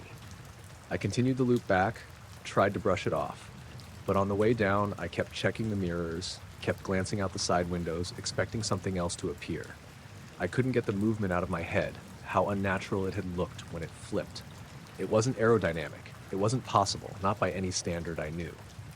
I landed around 6:10 p.m., still light out. Parked, tied down, logged the flight. Normal flight time, no mechanical issues. Nothing technically happened, so I didn't file a report. I didn't even tell anyone about it for a few days. But for weeks afterward, every time I went up, I kept scanning the sky for something following me. And I kept thinking about how that thing knew exactly where I was. How it mimicked every little turn, every small speed change. Like it wasn't flying near me. Like it was watching.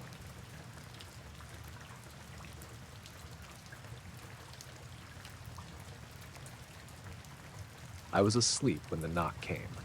It was just past midnight, a soft but urgent tapping on my front door. I'd been out late, tired, and didn't expect anyone, so when I opened the door, it took me a second to register the two men standing there.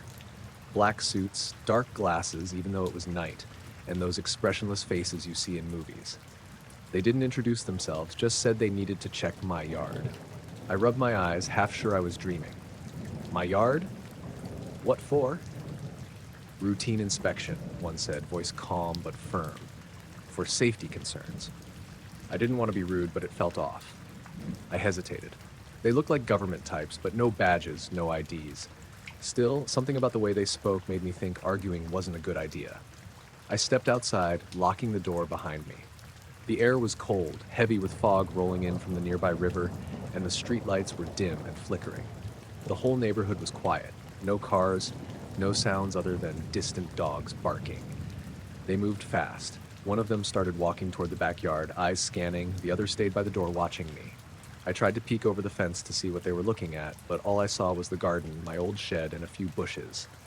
After a few minutes, the one in the yard called me over. "Please stay inside," he said. I blinked. Why? Standard procedure. His tone was polite, but firm. I didn't argue. I locked the door again, feeling this weird knot in my stomach. I stood near the window and watched. The fog was thicker now, the dim light making everything blurry, like I was looking through a haze. They started pulling out what looked like bags from their coat pockets, heavy, black, like the kind used by forensic teams. One of them carefully approached something on the ground near the shed and started wrapping it up. I couldn't see what it was, but it looked small. They didn't say a word, just worked quickly, methodically. I wanted to call the police, but the moment I reached for my phone, the screen went black. No signal. Minutes passed like hours. The tension was unbearable. Then, just as silently as they'd arrived, the men in black walked back toward the front door. One nodded at me briefly, almost like a warning, then they left. Their car wasn't there when they arrived, and it wasn't there when they left. I stepped outside, my breath visible in the cold air. The yard looked normal, nothing disturbed except for a faint scuff mark near the shed. No footprints, no sign of whatever they'd bagged. I went back inside, locked the door, and sat down, trying to make sense of what had just happened. That night, I didn't sleep. The fog outside thickened and stayed until dawn. The next day, I checked my yard thoroughly. Nothing missing, nothing strange, but that scuff mark stayed. I don't know what they were looking for or why they took it, but I can't shake the feeling that something else was out there, watching me, waiting. And those two men, I've never seen them again.